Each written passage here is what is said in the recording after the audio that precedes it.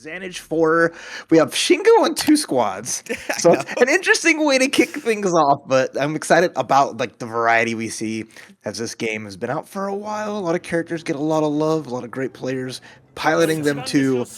So, you know, back in the saddle, Mr. Shun'ei, the point jerk himself versus Shingo, who is just a goof and fun to watch.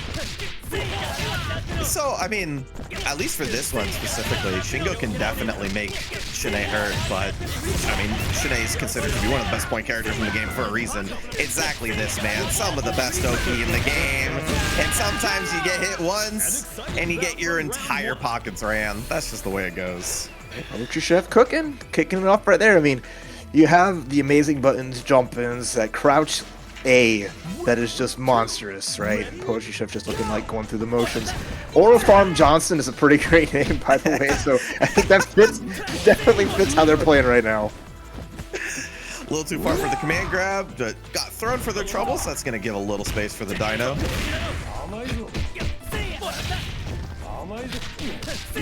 Go try to attack Luong, getting caught out here again. Full combo in this corner. We got the 1 bar. It's at the reset. Almost had the punish, full chase down, but you see PerroSᵢₙ just covering all their bases really well.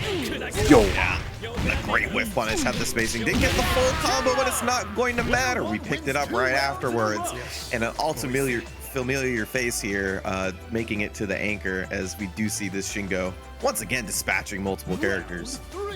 Right. And we have another grappler here, Mr. Maxima, rocking the Mega Man fit right now. Challenging with some big buttons, and that's going to be nice, but not a game where just a single hits will lead to too much. We're going to have to see if Zanage can find a nice combo, but instead the DP is going to get blessed into the mix.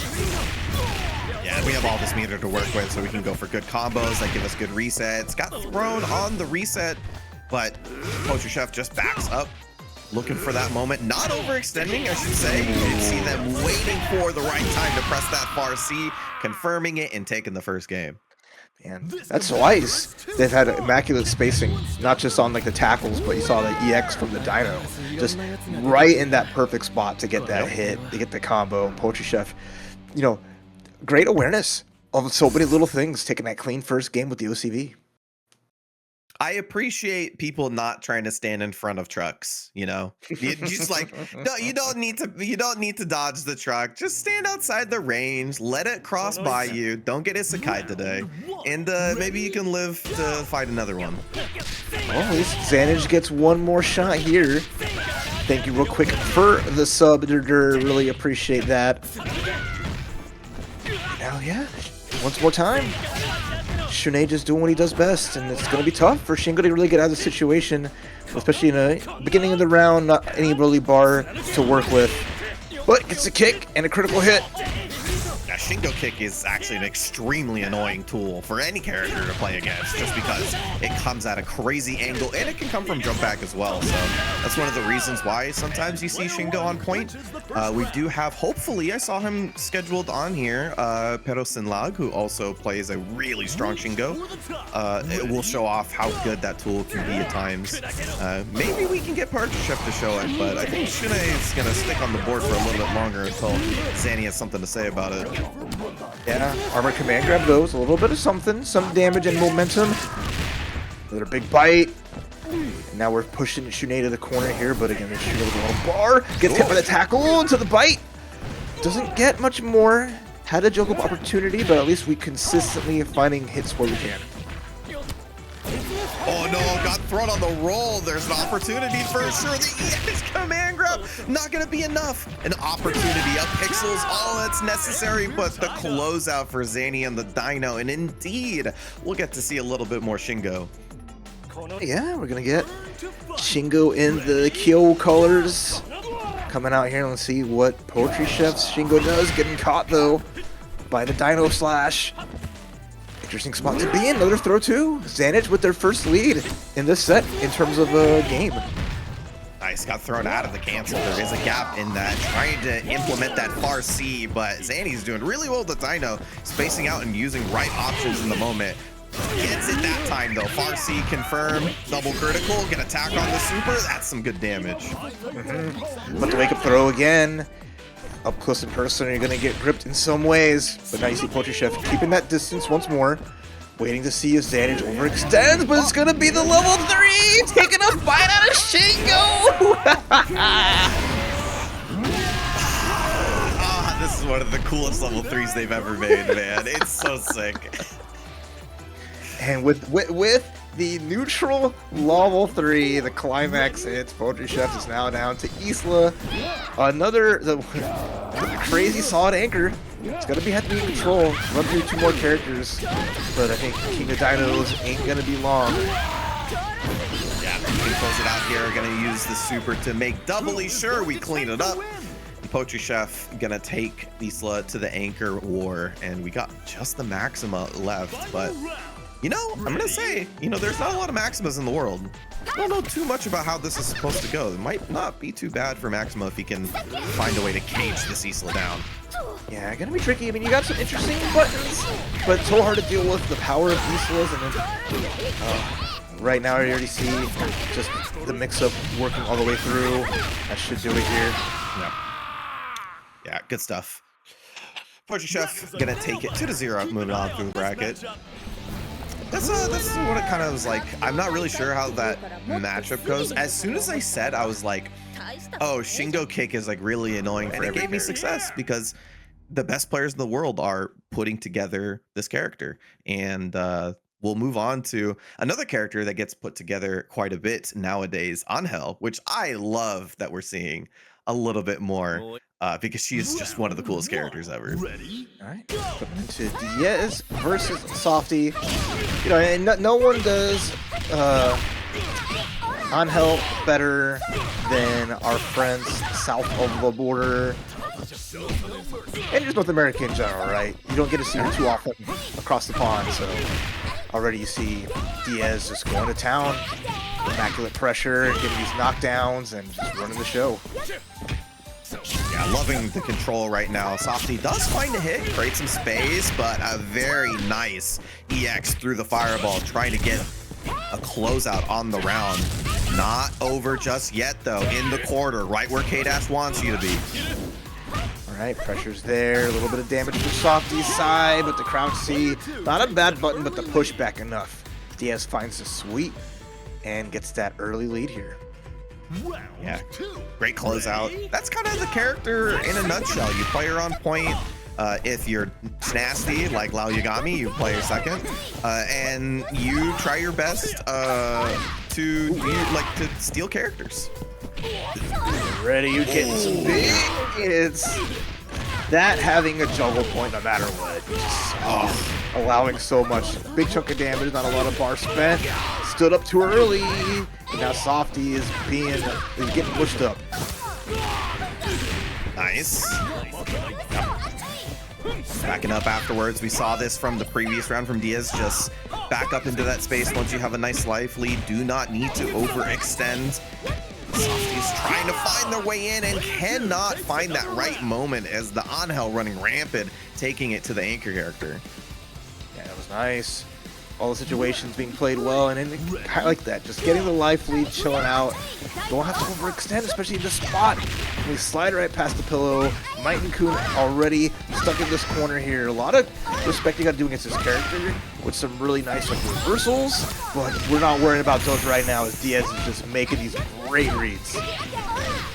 Yeah, and then when you have a half bar, right, you always have access to punishing people at nearly full screen, and that's such a great tool for a character, especially when you're in the lead. But Softie finds a clean hit here. Finally getting Diez into the corner. Gets the overhead into the super. That's going to help. All right, damage is adding up. Gets the EX into the OTG. The bust out, though, it's going to get that knockdown to the setup. Same side. Just tricking the pressure just enough for the level 1. A lot of bar spent on Softie's side, but hey, no OCB around here. The sleepy lad takes one down. Yeah, even outside of the fact that, you could always make a comeback, Spending that bar and moving on to the next character is such an important thing in King of Fighters.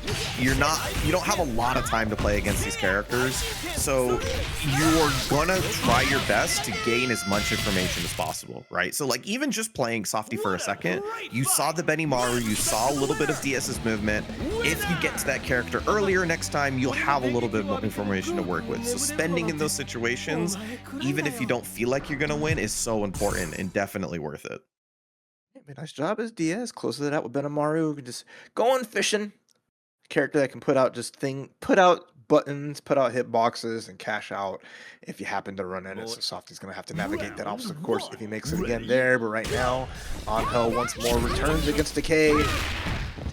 Slides right in, getting gripped up. And this is a good start for Diez. Yeah, see if we can kind of sit our way down for a second. I mean, K-Dash does stand his ground decently well. The problem is that just he's been right on top of him the entire time and not getting an ounce of air to breathe. Hey, the pressure, yeah, like you mentioned, just not insurmountable, but then the quick cancel, blessing the overhead as Softie just caught looking. That's always the tough part too. Gets a character like Angel and just reacting to so much of like the shenanigans that can come out. So good spot to be in here. Came with a little bit of bar, just trying to advance forward. You know what? Just a jump scare. Yeah, really liking how structured Diez plays too, right? Everything leads into a good knockdown, a good setup. A lot of safe jumps, put down pat. Oh no! Maybe didn't have down charge for that. Unfortunate. Oh, speaking of that, big punch into the setup in the corner. Almost had the combo off of the quick overhead. Softie getting some licks in, but those EXs just jumping through, cashing. There's the left-right mix, and now one more can put Meitenkun back on deck if Softie's not careful. Yeah, definitely not over just yet. There it is. Oh! Let me see the super, please. Unfortunate. All right, and back at it with Meitenkun is going to be the final character once more to try to keep Softie alive here. 3.5 bars on a bad spot to make it through this life bar here that Angel has, but enough meter with a counter. Spent the bars, a little bit of donation, all right. Yeah, maybe it's just an input error. Thankfully, like, counter supers in this game don't have the big flash, so you don't even, sometimes you'll miss it, but got away with that one. Diez trying to make it a one-girl show right now. Oh, try to avoid the reversal, but dash right in, gets caught up. Big jump and catching the back dash. Putting a guard cancel just because Softie just wanting to at least hold on and get as much life back as possible, but the cross up. Yeah, and gonna be it. Yeah, that's it. Very nice. Good stuff. Double OCV on the Angel. Gonna take it 2-0 and move on through the bracket. And that's, you know, kind of Angel's job, honestly. This is a character that does really well on point, etc. For now, though, we're just gonna turn our brains off and slug it out as Yurikov versus Ruben will be our matchup here. As we know, Yurikov, a fan favorite, always rooting for a lot of good people too, so, you know, also a big fan of a lot of other players, but fun to watch. And, you know, they have a solid team, the Isla, Meitenkun, Blue Mary, and a very, you know, a playstyle that is, he will do what he likes to do.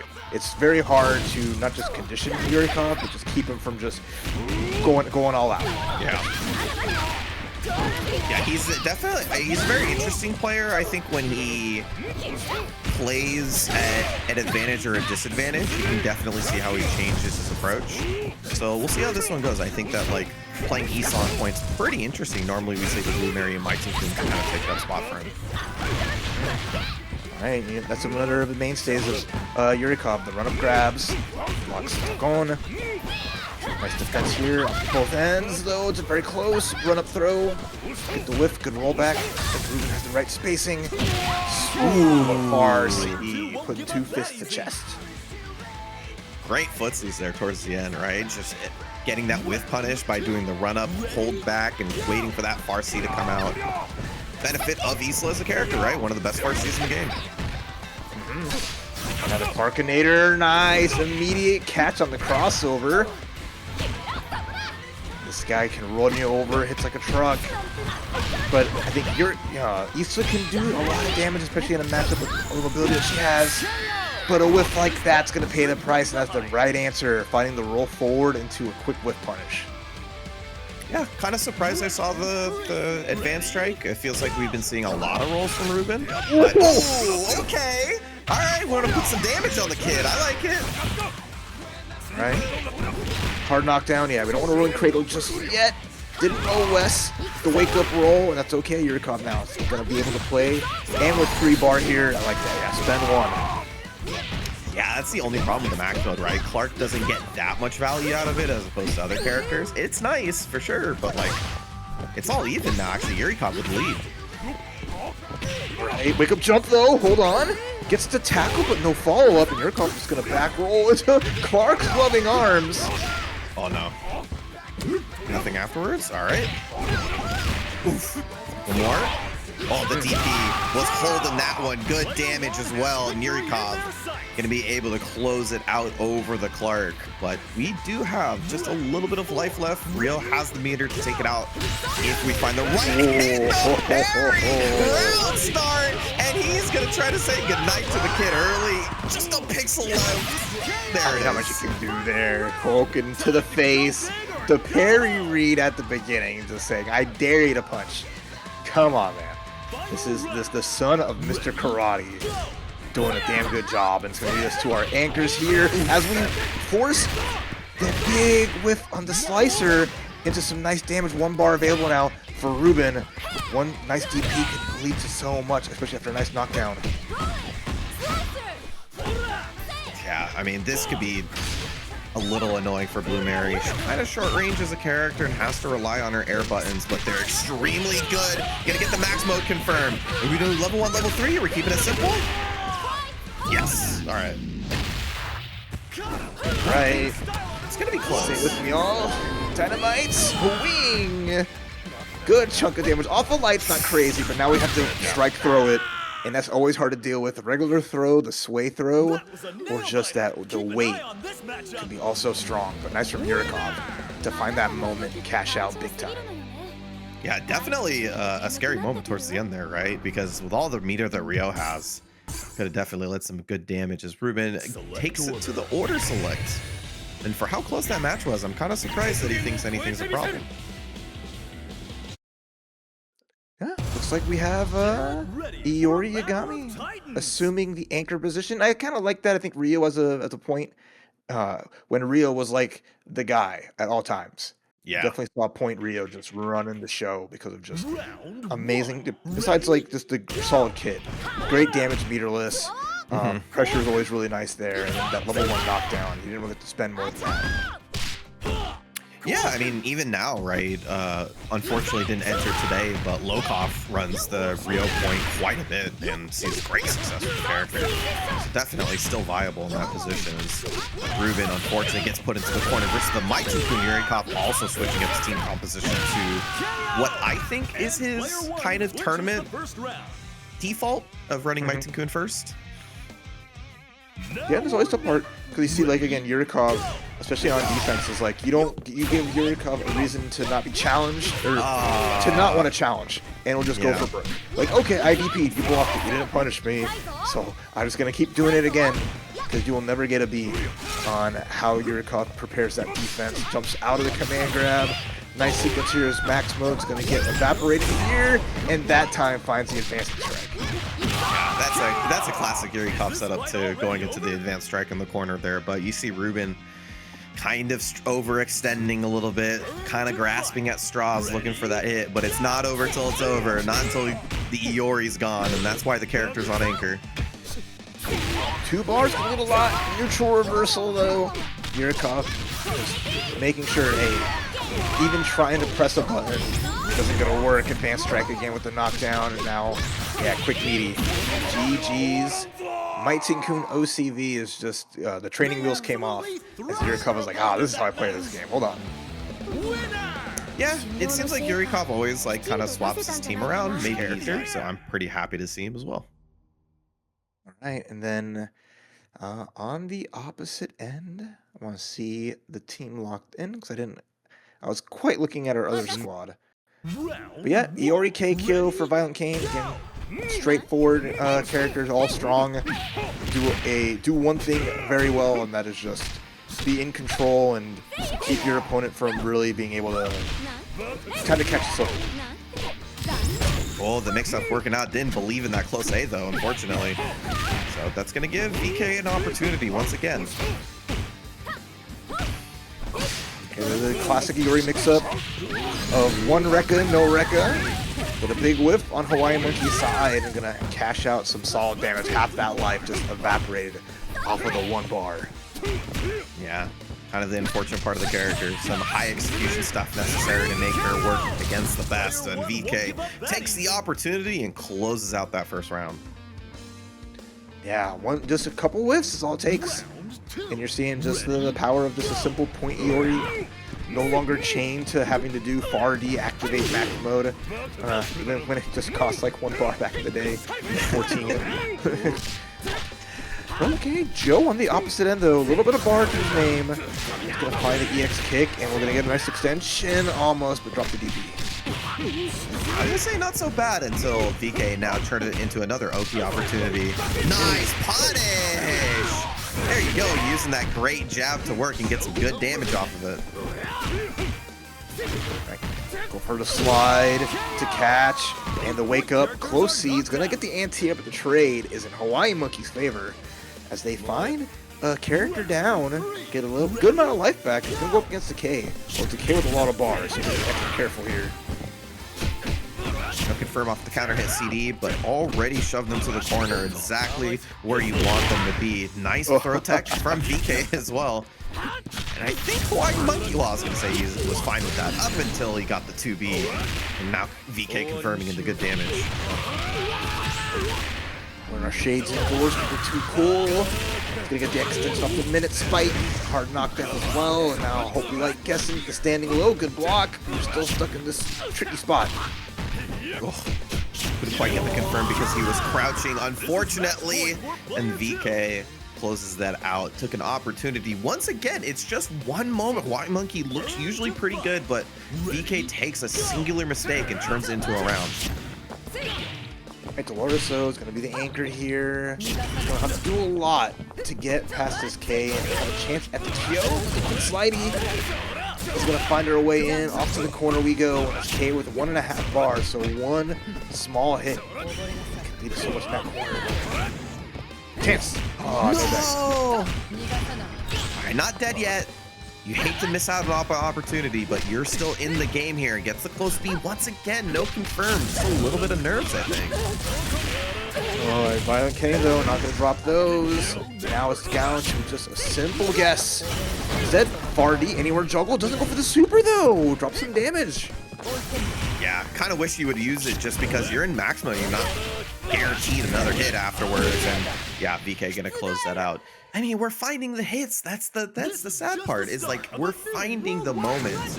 They just need to convert into good damage, knockdowns, get that game rolling. And I'm sure this would have looked a little bit better for HawaiiMonkey, but that will be VK taking the first one. Yeah, you know, VK always once again staying solid, and it's a full screen jump scare. You want to stand up, you want to move around, but you know, K dash just so good at sliding into those DMs, snapping ankles, and then it being also a combo starter.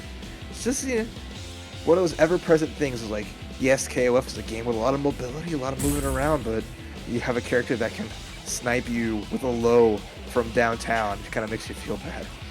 Oh, God, absolutely. Narrow Spike is like one of those moves that we've all been hit by walking forward, and King of Fighters is full of those type of tools, and you just have to... There's so many tools in King of Fighters where it's like the answer is to block. The answer is to stay still for a half a second longer. And good God, is that such a difficult thing to do in a game where you have such good mobility. It's just, you just want to move. It feels good.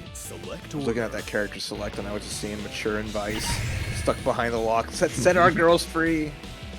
Put them out of jail. They're not the most evil. They're kind of, you know, pretty evil, man. There's worse characters in KOF, right? That's not a bar you should try to clear. You're like, I'm not the worst of the worst. Nah, get him out of jail. It's fine. Somebody save my evil moms. All right. I mean, Iori's nothing without his babysitters, okay? They gotta That's take care of him. All right, game number 2, Dolores, and the point. HawaiiMonkey taking a little second here to think about it, switch it up some. And right now, those Iori buttons working out pretty well. Just getting that small damage and finally call it with the record mix-up. Ooh, Scumgale setup right there. Doesn't get the combo, unfortunately. HawaiiMonkey with another opportunity.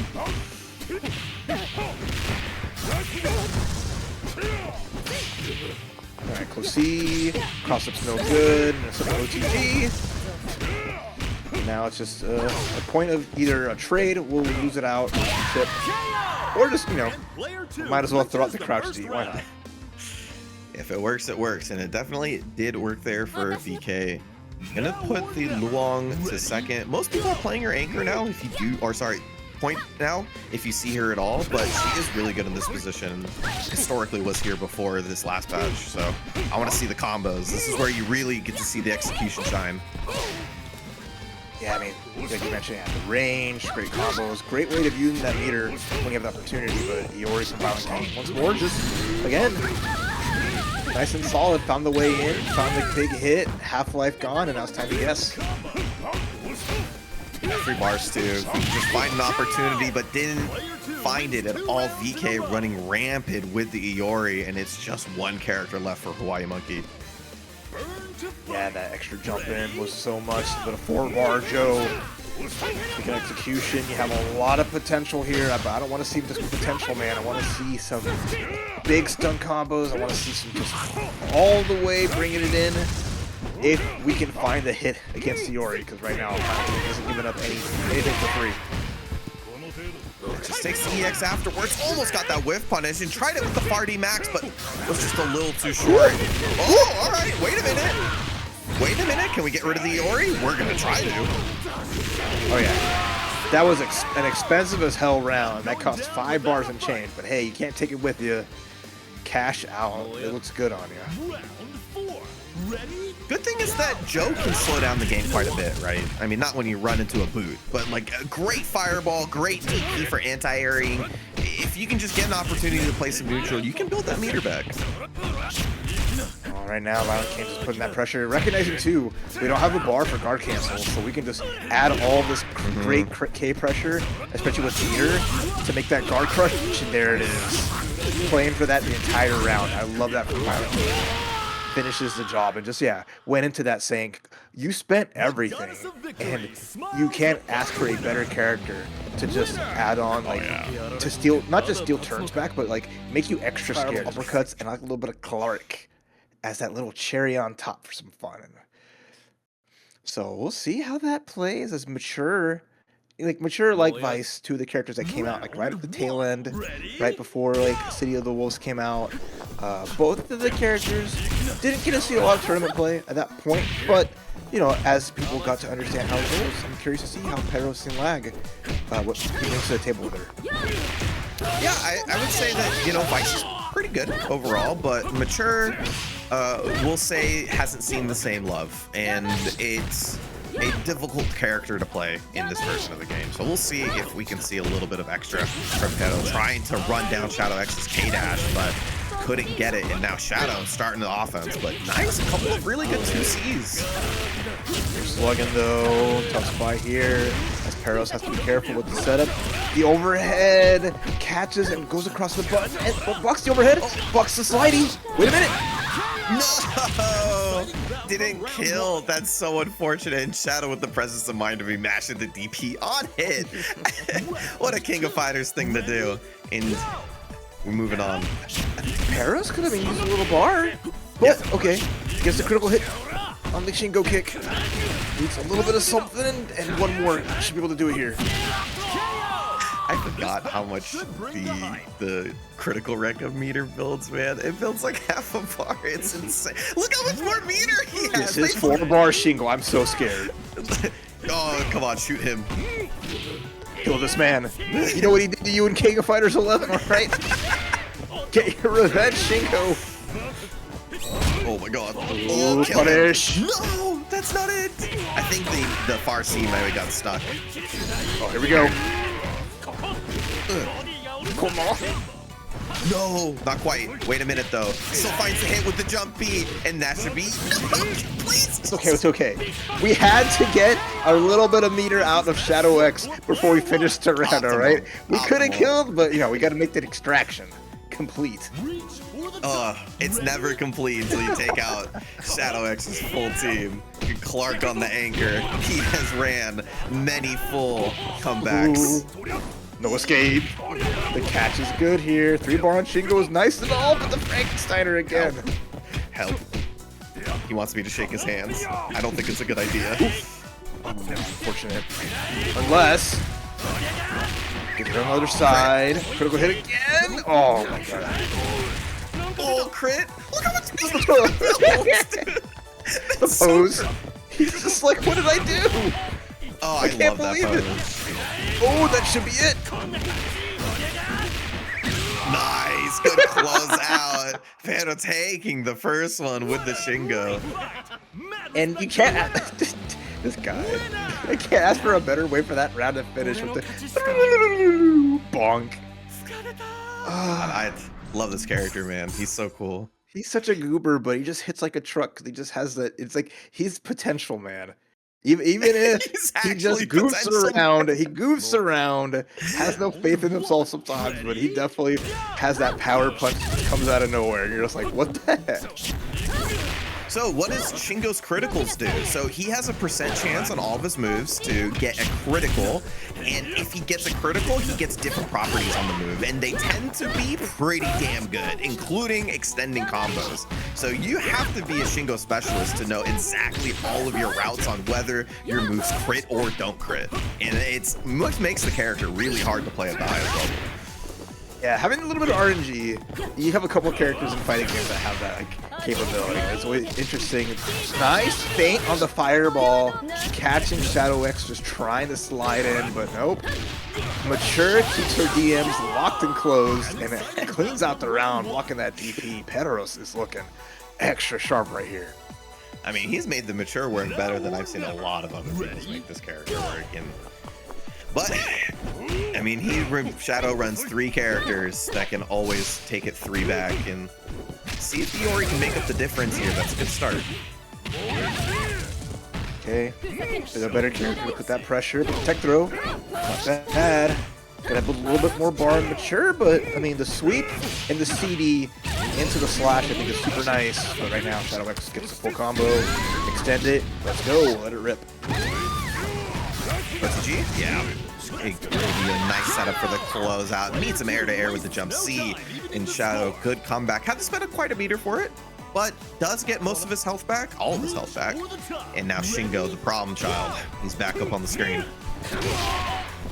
All right, you gotta, I mean, the 2.5 bars versus the none. Shadow X don't have to really worry about keeping it honest. Iori's gonna build a lot of bar and can do a lot with just a half. And right now, we're knocking on the door. Oh, found the cross and jump B immediately into the super. Oh, no command grab. Great escape from Shadow X. Oh, a little high for the second cross up in order to get a combo. AP Super finds another big hit, has the meter to close it out, and that's going to be it. Good closeout for Pero on with DP. Once again, Shingo taking it to the final character. This is the 3rd time we've seen so far. A big whip on an uppercut, just getting blessed. And the run up, low A, OTG's there, catches the roll through, and we get the critical ground bounce too. Okay, the game just wants Petros to win. May grab. Alright, gonna spend it. Gonna be close. That final hit's gonna take it, and finally we get rid of the character. And finally for me, I get to see some Leona. 2-bar Leona too, so I mean, she makes magic happen with some of that meter. This opportunity here. Oh no. I think this is a wrap. Do you have these? Do you have these? Oh, okay, no. We don't have these. Not quite. No, we were so close. Ooh, the block. No V slash on the instant overhead. That is a hard read if I ever saw one. Shadow X has a chance. I mean, this is one of the things that makes it really hard to play against her too, right? Not only Moon Slasher, but Baltic Launcher just covers so much space, so active. Oh, come here, girl. He's a superior officer. He's there, but the far CD. Good patience, by the way, right? Just waited a second longer for the block to see before they pressed that 5 CD of their own, knowing that that was a possibility as a space trap. So great stuff. Oh, there he is on the same team. Hell yeah. Awesome. So I really like Kula. I think she's a super good character in this version of the patch, and specifically on point where she shines the most. Just because she has really strong buttons and a really strong keep away game. Very hard to get in on her, and we'll see if Thrashboy can get around that, because it'll be tough for sure. Yeah, that was the early phase of this game was just the Kula show in a lot of ways. Oh, yeah? So nice to see that she can be back in the saddle using those tools and just being, you know, general fan favorite. But Luong, you mentioned the benefits she can be especially on point, and right now Thrashboy is just rolling through Cyborg. Yeah, just getting every hit to work out, and this character can definitely do that. One of my favorite things about her is definitely that she can play that solid play style of just trying to keep people out, or she can definitely run the mix game with the best of them, as dispatches the first character really well. Now the Yashiro has to make up the difference. They got like a cool little team. They both got a different Yashiro in the middle of their squads, with different flavors of characters on the opposite ends. And right now, those big buttons from Luong just dominating the field. Yeah, I'm liking it. Thrashboy, good reset. Go for the setup. No, just keeps it simple there. Killua Morales, I do too. Granted, like, it was a little toxic, but it was fun to see. Vanessa's cool. 15-1.0 is definitely toxic. But that's one of the beauties of this game, man. Every patch just made this game just slightly a little bit better. I miss Vanessa too, don't get me wrong, but don't keep that from playing her. She's, I think, not too bad in this version. She's pretty good in my opinion. Alright, so Mr. Ralph Jones coming through as the anchor here. 4-bar, big punch. This looks like, you know, shades of 1.0. Big man, big punch. Yeah, I was actually saying as a Luong player, I think this matchup's actually pretty tough. Ralph just has really big buttons, and 2C kind of skews the risk reward versus her quite a bit. So it's definitely up to Cyborg. Like, if he finds the hit, he can make it really hurt in terms of the pressure. Oh no, that was it for sure. 2C no confirm there. Once again, wake up, explosion, trying to find that last hit. These 2Cs need to turn into something, but the close C, a downward punch, meeting them in the air, that'll do it for the Luong. Alright, this is Ralph 4-bar against O.Yashiro. This is the scary part. You jump, you're gonna just get gripped. I'm so scared. Cyborg's just gonna hop forward, get grabbed in level 2, and that's a wrap. Oh wait, got the anti-airs. Yeah, he don't want to jump. He knows. Oh, no. Oh, he's dead. Oh, he's dead. Oh my god, every punch taking a chunk. And Cyborg takes the big boy to the final anchor character. All of a sudden, it's all muscle going into the last round. Right, in a battle of guns, though, we know Rios can match that just as well with 3-bar. Any one anti-air, a good parry. Oh, run up. Didn't extend, but there's the parry. Into the nice tech roll. Hold on. Oh my god. Oh my god. Oh my, what are you doing? Why is it parrying into super? Should be able to do so much damage here. Level 1's available. Ralph kick into the punch. Twist. We're not gonna go for OTG just yet. We're gonna go instant overhead. Do it again. Almost. Pressure in the corner. The elbow from the top rope closes the Ralph OCV and takes the first game. Ain't messing with that smile. That's the smile of a champion. God dang, I missed that. I haven't seen that win streak in a hot minute. What a way to bring that back. Gosh dang. Ralph is another one, man. Ralph's another character that I think he saw a little bit of limelight, I think, when this latest patch first came out. Mhm. But I still think he's really good, man. Just like I said, that 2C can skew the risk reward in a lot of matchups and make it really difficult to counterpunch him. Importantly, look at this confidence that Cyborg is playing with now. Like, they have asserted themselves, especially after that big comeback, and that is showing in their play as Luong is just getting mauled. This is one of the reasons why I think Kula is very good on point. When you don't have resources to deal with their mix, it can get really tough to deal with, especially Luong, who doesn't have a reversal DP. Just like that, the Luong who menaced 2 characters in a row just got thrown to the side as Cyborg was playing with renewed confidence. And once you get into this position as Kula, you just don't have to do anything. No risks necessary. Jump in with safe buttons like jump D or neutral jump B, and just like, yeah, who cares, man? When you have a character up, these trades don't mean anything. Thrashboy is just thrashing. Not up to their name, but they do get the crouch C into the Shatter Strike confirm. Only 1 bar to spend, but it's time to blend. Gotta spend this one. Gotta scale the combo a little bit because of the Shatter Strike, but still really good damage for the character.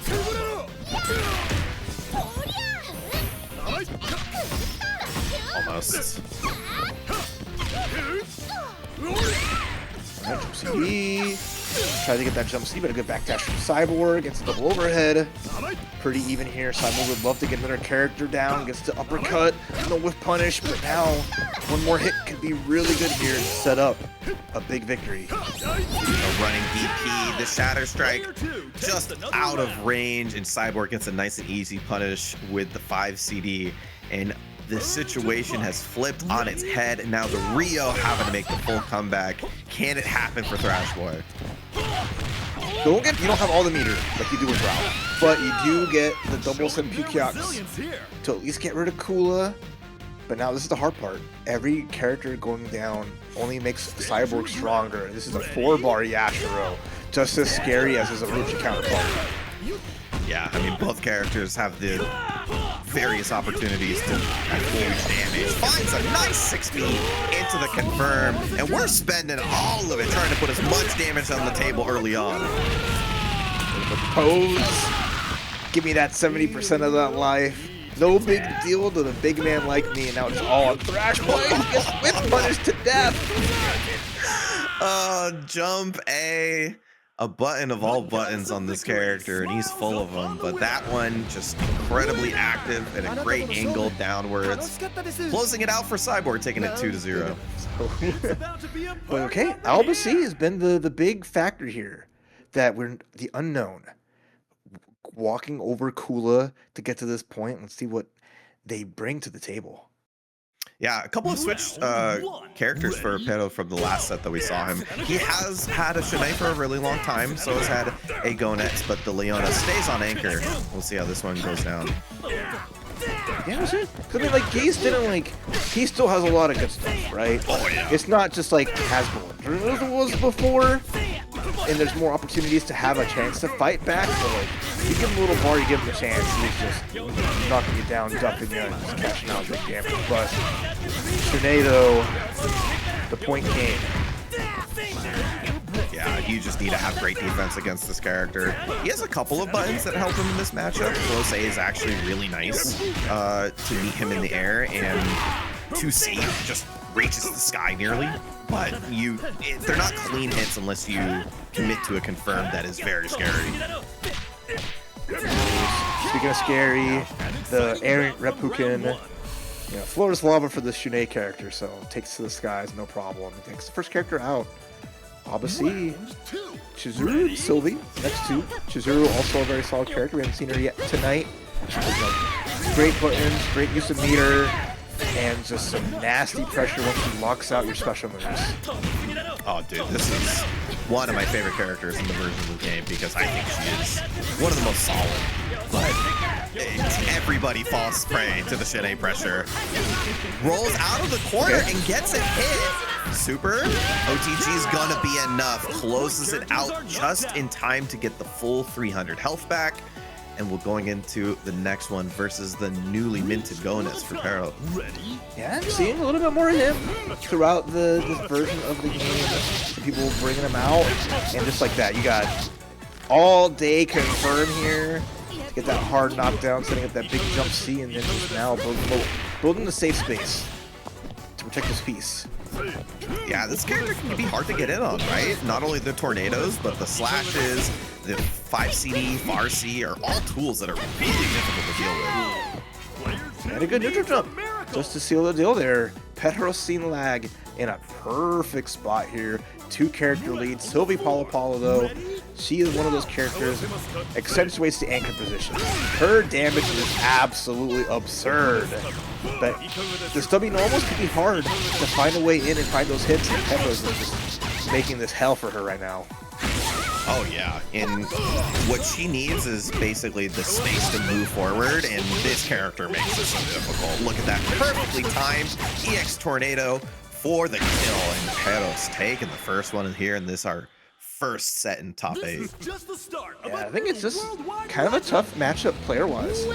Perro's is just like, I mean, obviously the early Shun'ei lead meant a lot, but then like a weird character matchup where Perro's is just content on like, you don't seem to be able to know how to navigate me just throwing out these like long hitboxes that have so many active frames.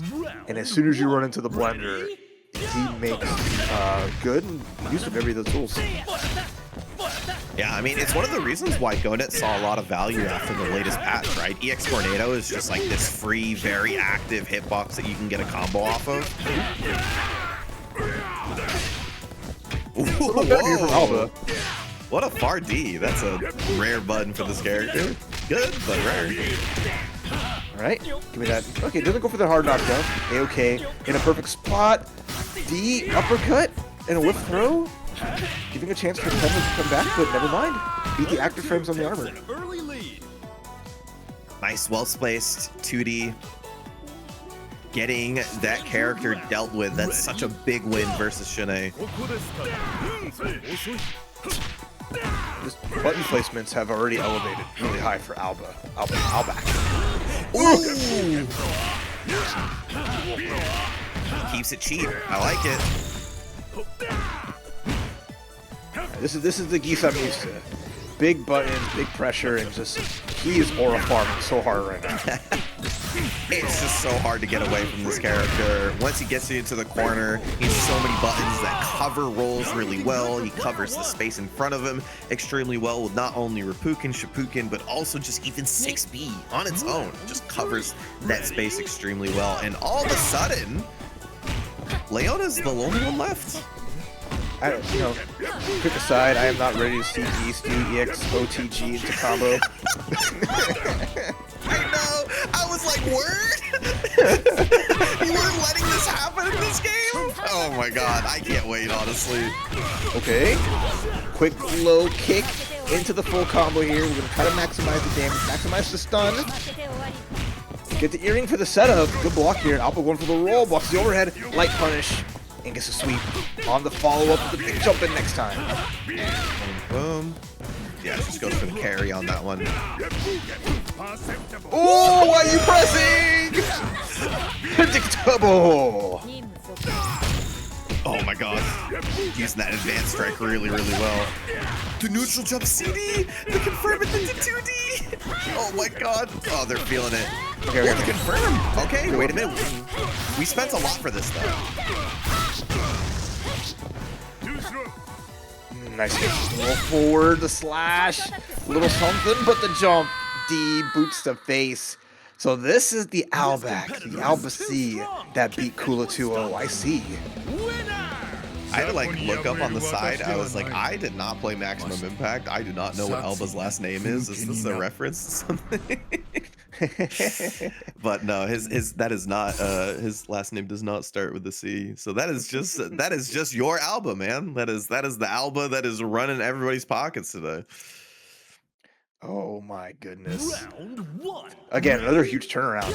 And that's a lot of confidence going into here. This match will find out who will go into winners finals between PerroSᵢₙ the anti-air counter into the run-up overhead, which is super unsafe by the way, but if you get hit by it, it don't matter.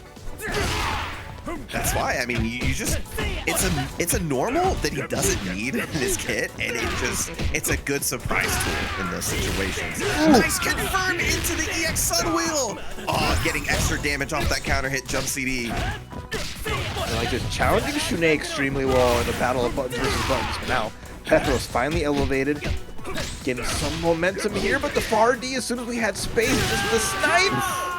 And then neutral jump EX Shippuken. No feint required. Geese is all the way in. Ready, go! A little bit, you know, it felt a little bit better, and that's the wrong tornado. I'm assuming he wanted double buttons there for the EX, but now he's in a familiar place, back into the corner. The trade will give him some room, though. Space works out, the confirm too, nice. Up the counter hit CD. You are trying to be a strong player in KOF. You make the most of it, the challenge into the combo. Man, the sequencing from AlbaC, even when he's like breaking out of pressure, is always so good. Nice, catches him on the way out. Nice punish and the kill, finally dispatching this foul beast and moving on into the next character. This has been such a difficult Geese to get through. We'll see. Can that same momentum that was there earlier carry over to the Chizuru and the Sylvie, who kind of got mollywopped in game number 1? But if they're anything as strong as the Geese, it's going to be great with the roll forward. Petro's getting a huge punish here. Saves the meter. You know, you only have one, so you don't want to get too expensive on that. And we're almost all even up as Goenitz getting a lot of damage once again, catching the roll. And all those guard cancels, all of that EXs, Alba is out of meter here, right? So it's going to be an honest finale to the middle matchup, and we're going to cash out the jump CD counter hit. That's a big round to win. When it was getting super close, Alba was the one to close it out, gets a couple life back, but first character to get the meter back is Perro on his anchor character. Get a good spot, sends up the clones. Simple little combo knockdown here in the corner you go. And Alba is now just full steam ahead. Gets the cross under. Yeah, you need to close this out right now. Anything to take that life back. No, doesn't spend the meter. That could be risky, but the DP, the bet from Alba, doesn't work out. Perro's gonna get a full 300 life back, and we're going to the final round of this set. I like this matchup more for Sylvie. Maybe we'll be able to play a bit more, especially with that 2-bar counter hit already. Look at the damage, Sammy. Oh my god, one of the things this character does so well. That was even more than I expected. But it's not over just yet. Leona with 2 bars is just enough to make it happen. Right. Blocks on their side, keeping the 2-bar, 5D into activation. But don't get hit. You have an anywhere juggle available on the level 1 or level 2.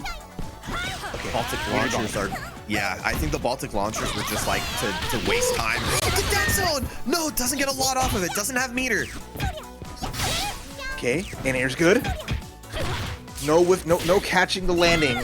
So Perro's avoiding getting caught by the buttons on the ground. The reset's there. Oh, nice block. Oh, does so much damage! A pixel of health left. Perro with the bar though.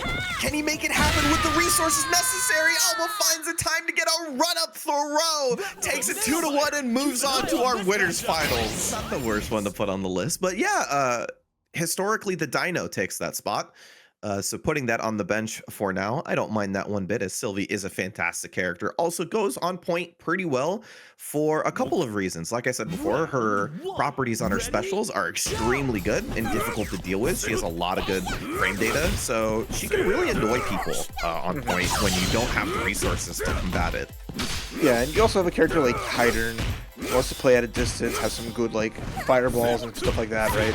But Sylvie can negate it. She's basically like the anti-Athena in that they do a lot of similar things in some aspects, but personality-wise, it's very different. Rino's comfortable though. He's just big chilling here and just saying, "I dare you. I dare you to try to get close." Nice. Catching him out of the air. Jump back CD, fade away. Keeps him back into the corner here as the pressure. A little tough to deal with as Rosa. Backed up afterwards, looking for that fadeaway jump CD again, and gives RINO a lot of room to work with. Tough spot. Gets the throw though, past the dead zone of the wheel, but not much you can do here, especially because you're kind of worried about the moon slash. Ooh, hold on. Nice confirm, by the way. Gonna go for the reset. Doesn't have too much to work with. Once again, OTG super, gets some good damage. One more will do it. Ooh. Double, where you going, bro? No escape, the buttons get blessed, the up back as well. It was expensive, but Rosa sees the win of the point war. That was some slop, but that was some good slop. You think that was an intentional frame kill? The four chained with 2Bs? And then immediately get gripped up into an O.Yashiro mirror. As everyone at home, please get your arms circulating. Wants to meet up in the parking lot and do one of these. Oh, no. With command grab, but no with punish. Immediate jump in. You have to be ready with your anti-air command grabs because this character wants to take to the skies, and both players just nickel and dime each other.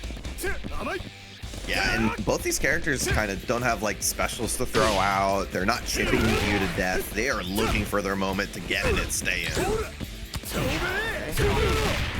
Cross-ups there, but a great guard cancel. A little bit more bar on Reno's side, but this character only really needs one bar to start cooking. So either player is a big threat here with Rosa with a slight life lead. Yeah, I agree with you. This character does so much damage that you can spend some on utility if it means that you'll take the lead from your opponent. Okay, no activation on the far B. Not wanting to take a risk on it getting blocked before the max mode. Jump CD. Cool, the roll was pretty good here. Rosa still with one bar, overhead, double overhead. A little greedy there. A lot of meter spent on guard cancels. Really wants to take this round. And RINO's just sticking with all of this bar. Let's see if it pays off for Rosa. Knock, knock. Pressure's looking good here, and immediately caught right into the command grab. Nice job from RINO. And like you mentioned, full stick of butter. This is going to be extra scared of a character like O.Yash.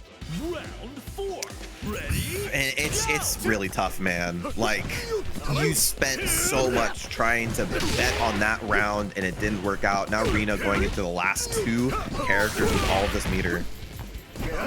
You know what your reward is? If you take down O.Yashiro here, you got a 5-bar Ash. Oh, yeah. I'm so scared. You literally, and he doesn't even need all of that, right? He can kind of do most of what he needs with 3 bars. So, all of this is just extra damage. I'm gonna spend 1. Just for flavor. More hard knockdown here. See if Rosa spends more on guard cancel. Instead, just get blessed. Nice, confirmed. Level 1 or level 2. We just want to go. Awesome.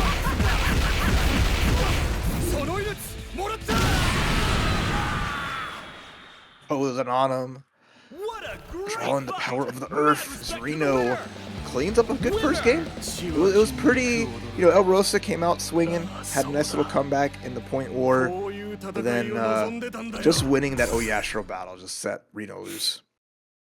Yeah, I mean, I like the idea, but it's a bet for sure, right? Like you spending a lot of meter on guard cancels to bet that you win the game or win the round there, and then give yourself a little bit of a life lead to work with, but you kind of lost on both accounts, and it's kind of too much of a deficit, especially like you said, versus Ash, right? A character when he comes in only needs 1 touch to kill you. All right, DP comes out from Rosa, starting to get some early licks in. Keeping Mr. Heidern stuck in this corner, but jumps it away into the big cross-up splash.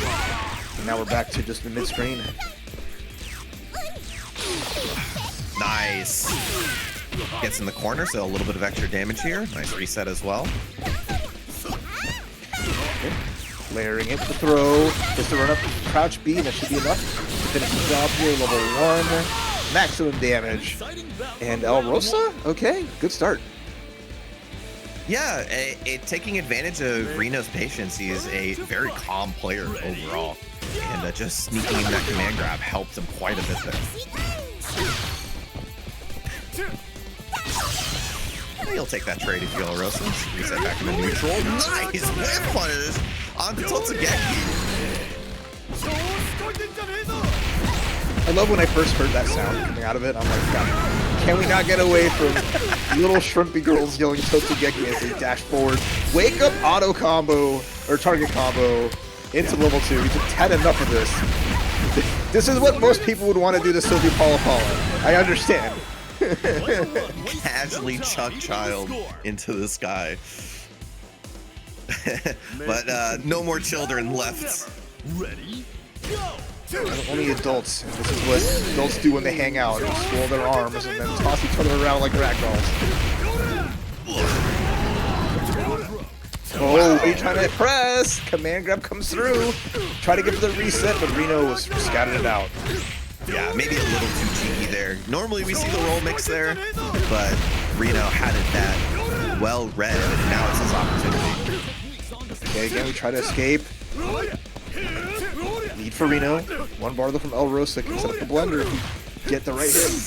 Second hit of sweep. I can't believe he did the empty jump throw. Finding it, but gonna need one more. Not over just yet for El Rosa. Has the meter to close it out, but the windmill will clip him on the way out and close that Yashiro mirror down. All right, here we go again. This is shades of what we saw last time. Sylvie gets the early win, and then the O.Yashiro wins the war and takes it over. But a lot less bar this time around compared to last time with the 4 bars. So we're gonna see a lot of EX drop kicks from El Rosa or the command grab restand. Hell yeah! Same set up, nice roll OS. Keeps him back in the corner as well. Oh, I love this character. You ever wanted to play a high APM character because you're a button masher? Let me tell you, you should pick up some Ramon because he will let you press buttons. All right, and now the Ash is unleashed, a 2-bar Ash. So Sam's Kula will be on the table very soon. Round start dropkick. Nice evasion as RINO is just like, I don't want anything to do with you, bro. Get the heck out of my face. So the big issue is that once you get underneath 700 health and Ash has three bars, it's a kill. As long as you don't drop the combo. So basically, all of this health on Ash's side is a resource. It just turns into meter for your death later on. All right. Gonna activate those almonds with the jump and whiff punish, and sounds Kula. It's time for the movie.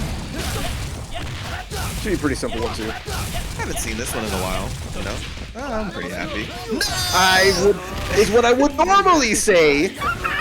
It's a pretty simple one until we, the thing you don't like, but I'm gonna say that was a commentator's curse here. Restand, but not good enough. Oh man, I haven't called an Ash combo drop in a while either, so it's part of the experience. See the dread, and it's a hard fought. It'll be a hard fought battle. I think what's really cool about Kula is I agree with you. I think when he picks characters he thinks are super strong, but it almost never ends up being what people think is like the out-and-out top 3 team. You know what I mean? Yeah. He thinks the same way about Ronaldo in City of the Wolves. He thinks that character's super good too.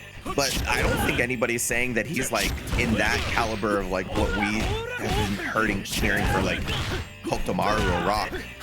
That's the way that he thinks about Luong. He thinks Luong's one of the best characters in the game. I think Luong took a lot. We'll see do some more here. Right now though, Shadow X. Team Fireball Uppercut plus Clark in the back end starting to do the job as the mixes are coming out. Great buttons, but an even greater guard cancel. Yeah, not going to lead to a lot of damage, but the positioning going to give him the opportunity to close it out if he finds the hits, but Shadow will be the one to find the 2A and closes out that round 1.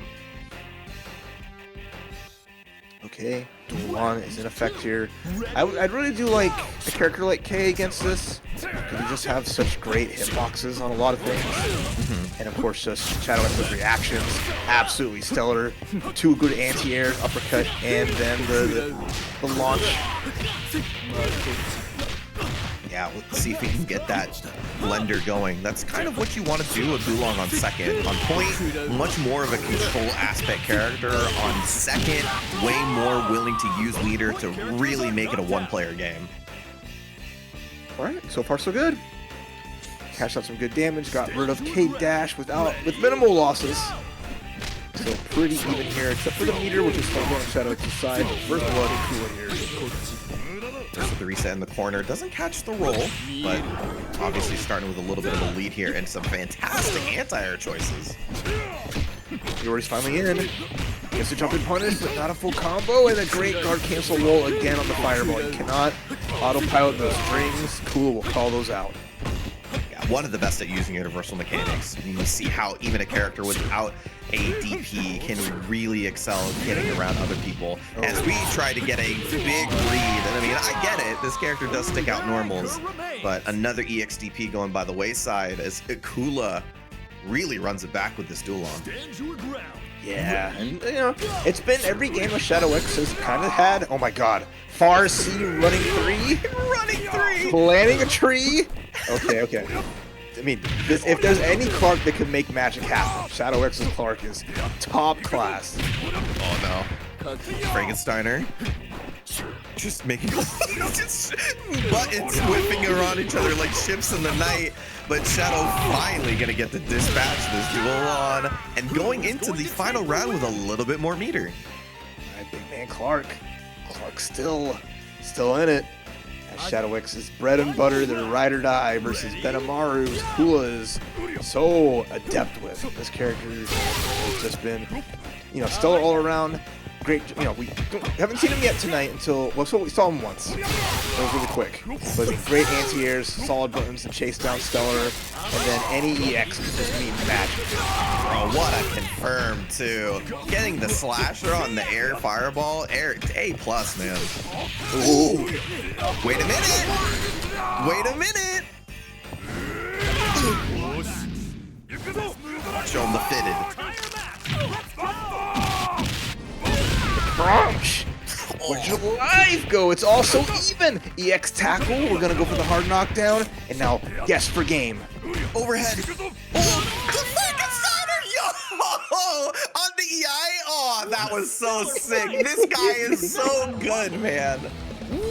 Oh my god. And then the best part about winning with Frankensteiner is he hits the pose at the end. He hits the hey. Hey. Yeah, I totally get it. You know why? You know why this game is so good, man? You know why this game is so good? Because this game makes you feel yourself. Unlike any other fighting game, and you can just feel it in the way that people play. Like, you know when he hit that Frankensteiner, you know he's in it. That's why it's so much fun. It's too good. And Kula's probably just like, all because Benimaru wanted one little command grab. Try to get the grip on, and then ShadowX is like, you don't grab the grappler. Not right now. Granted, like, half the cast is grappler, but you know. That's what makes it a good fighting game. Yeah, spicy. Takes the lead here. ShadowX now 1 game up, 1 more to eliminate Kula and move on to losers quarterfinals. But can they keep that magic going? Round one. I'll tell you how special it is to see Anchor Clark work like that. The late cancel narrow. That's so mean, man. Oh, this is a tough spot too. Just had a little bit of bar, and you've seen that damage starting to accumulate. Doesn't chase down the roll out of the corner. And try to jump it on Kula's side with the Iori here. No!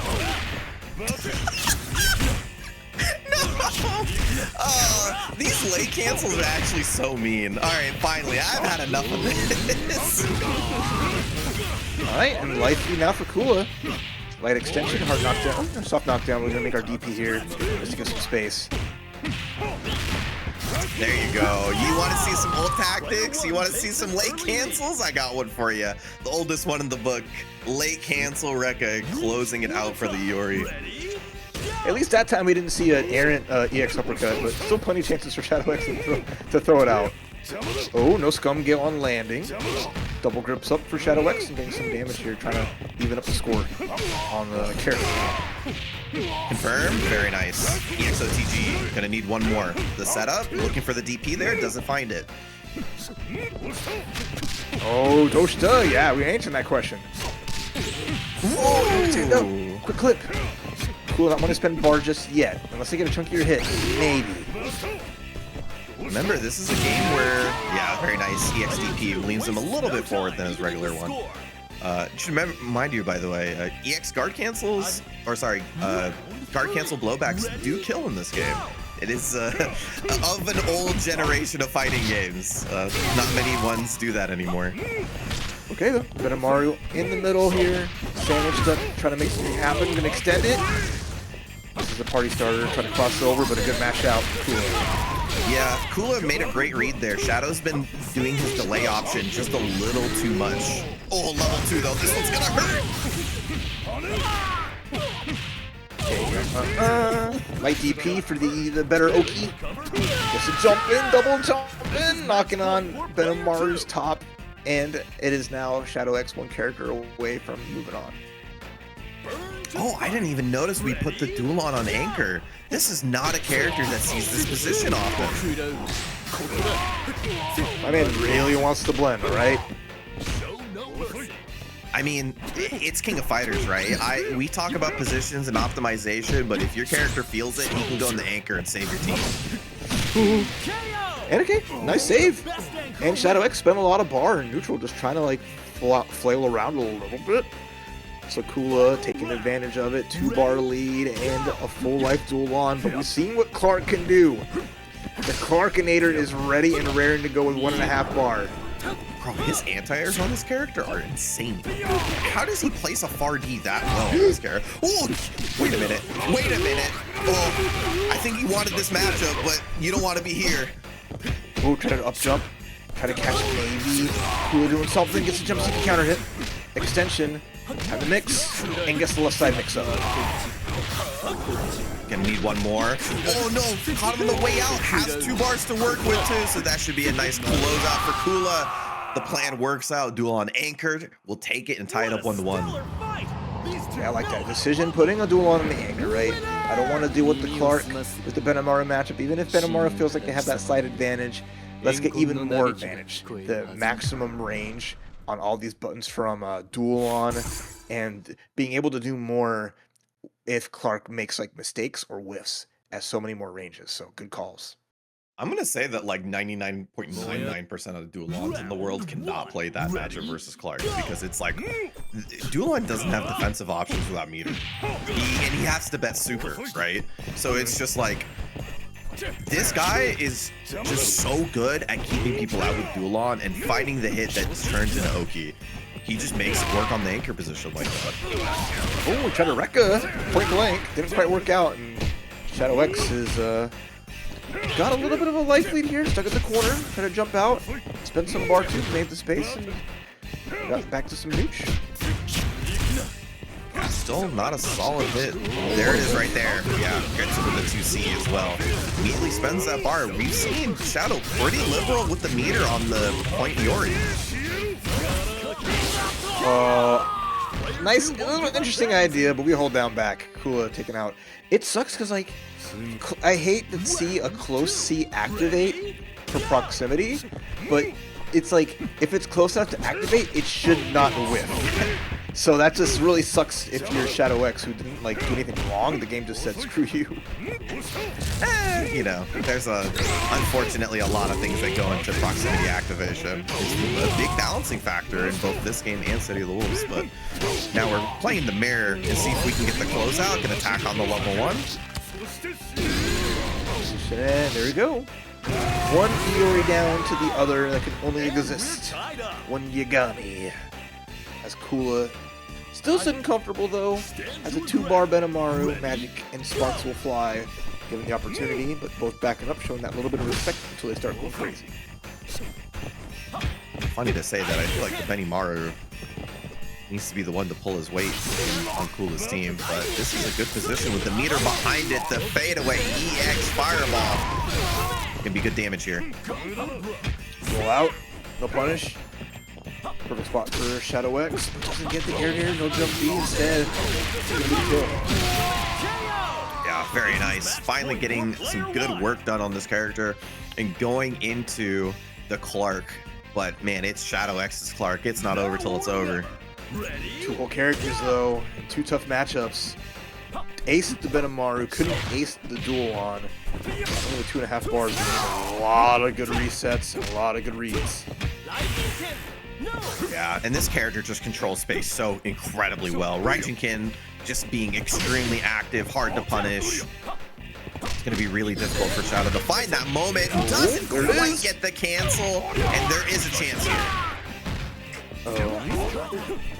Didn't quite a reset, and Kula's not going to miss those anti-airs, so a really nice snipe. As any extra damage just works out in their favor, even if it goes down to duel on. We need one more. Oh, the chase down. I don't know if he wanted those rapid punches. Okay, tackle again.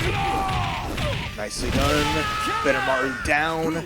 2 bars on Shadow X side, almost 2 on Kula. This matchup was tough though, and Shadow X is gonna really have to dig deep to bring this back. But miracles happen on TNS all the time. Can one more come through for Shadow X Clark? Oh my god. Yeah, I mean, doesn't have the meter to kill just yet, but does have meter to go for this mix. Oh, the late roll, very nice. Catches him with the 2A. Is he gonna build enough of it? Yes, just enough to close it out and takes it 2-1 over Shadow, moving on through the bracket. Great set. But the bet on Dulon playing on the anchor to play versus the Clark works out. Monstrosity on the anchor. Yeah, this is a team you'll need a little bit of prep for if you're not familiar with these characters. Not only can they provide some pretty tricky stuff to deal with, but they all have a really strong tool set that you're gonna have to face. And I think one of Dinosaur's is that he's actually got a lot of really strong normals. Yeah, they're bad on whiff, but they have a lot of really good properties. But VK starting off strong on the Iori here, taking the first big hits. Yeah, all this cool grappling and big body stuff you got don't mean much to my fireball uppercut. Keeping it classic, keeping it solid. Backs up afterwards, finds a hit. Wait a minute. Nice block on the crossover. I'll cash out a little bit here with the OTG. No, it's dead. Give me that grab. Catches him out of the air, confirms the 2As. That's gonna be enough damage to close it out. Makes the comeback on the Dinosaur. Takes the first one. Also, like, he just dropped that guy on a bunch of bricks. I think he's dead. I'm sorry. Iori's not making it to King of Fighters 16. Yeah, and Dino's not going to make it into the next round here. Oh, no, wait a minute. Spoke only a little too soon as VK closes it out with the jump CD. All right. It's going to be Ramon versus ViolentKain's ViolentK-. No drop kicks just yet. They're in the tank, ready to come out any given moment. Yeah, this is one of the, just like K-, also has his own jump scare. Off the wall, nice cash out, but the close C taking Ramon out of the corner. Really? A common button, place to press a button there, just didn't work out. And that is going to be moving on to the Antonov. We'll see if that big damage should come into play because, good lord, maybe a little bit differently than Ash, but does only need one touch to really heal you. Oh, getting caught rolling away in the corner you go. And this is kind of the fun part with Antonov, right? He's a character that doesn't really combo off his lights unless like a specific moment. He needs like a big chunky hit or fighting a close C, which can be rare. Oh my god. Like I'm hoping for a Fardy anti-air, hoping for a DP to catch someone jumping, or a close C with 6A. Dude, it's like I'm fighting an F-150. Like, I know which way it's going, but I still have to avoid getting hit. Oh, super, but no! Hey, he was prepared for that. Oh gosh! Just a vertical macho though, didn't spend any more bar for it. So that's the hard part, because now ViolentK is just big chilling with 1EX, but it's dead! Okay. Yeah, so advanced strikes, even on hit, they have the most scaling in the game. They immediately put the combo to max scaling. So you can make a decision on what you want to do for your combo, and a lot of people will do that. Just do the DP, which builds you the most meter in the game, and try to take it on the next hit. Find our first 4D. Still a ways before we get anything. We'll get the jungle on the counter hit. Are you kidding me? Oh no! He was dead! Sammy, that was it! It was Potentially. but does have one more. It's one more EX wave too. Oh my god! Help! Help! The F-150 is hit full gear and he is running straight towards me. And Reseto Kaiba taking the first one. Oh my goodness. Absolutely good stuff there. Antonov, again, this character is just, if he's designed for one thing and one thing only, punch good. And once he's able to, and it wasn't even like the combos we know, where it was like, oh no, that's 100% of your life. No, that was just those moments working out so well as Reseto Kaiba just went fishing and ViolentKain kept taking the hook. No, it was about 30 EX bearing waves that won him the game. But hey, that's what you use your meter for, right? Use it for great tools.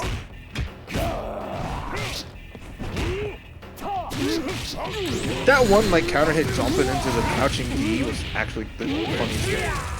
But right now, Iori taking it to the King of Dinos. The roll away is not going to get out for free and much different than the first game. That's the point about it.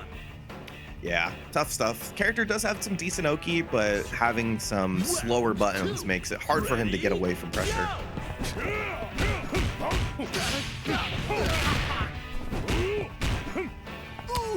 Okay. The Shining Wizard, I like to call. Still in this bad spot in the corner, but EX drop kick off the wall. The Selbat, pick him up. Good damage for 2 EXs, goes for the safe jump setup, just eats it on the same side. Very nice, close out. And by the way, right on that 42-second mark, so full 300 life back, we'll have almost full life going into this next round. And he jumped! Round start, drop kick is coming! I suggest to all of you guys to never do that versus the remote player, because they are always thinking about round start EX drop kick. But there you go. Oh, wait a minute, drop the ender. Nice Selbat restand. Into a standing light. Try to get cheeky with it with nice blocks from ViolentKain. I need a couple more after this one. Good patience. Finds 2D. You create some space off the top rope.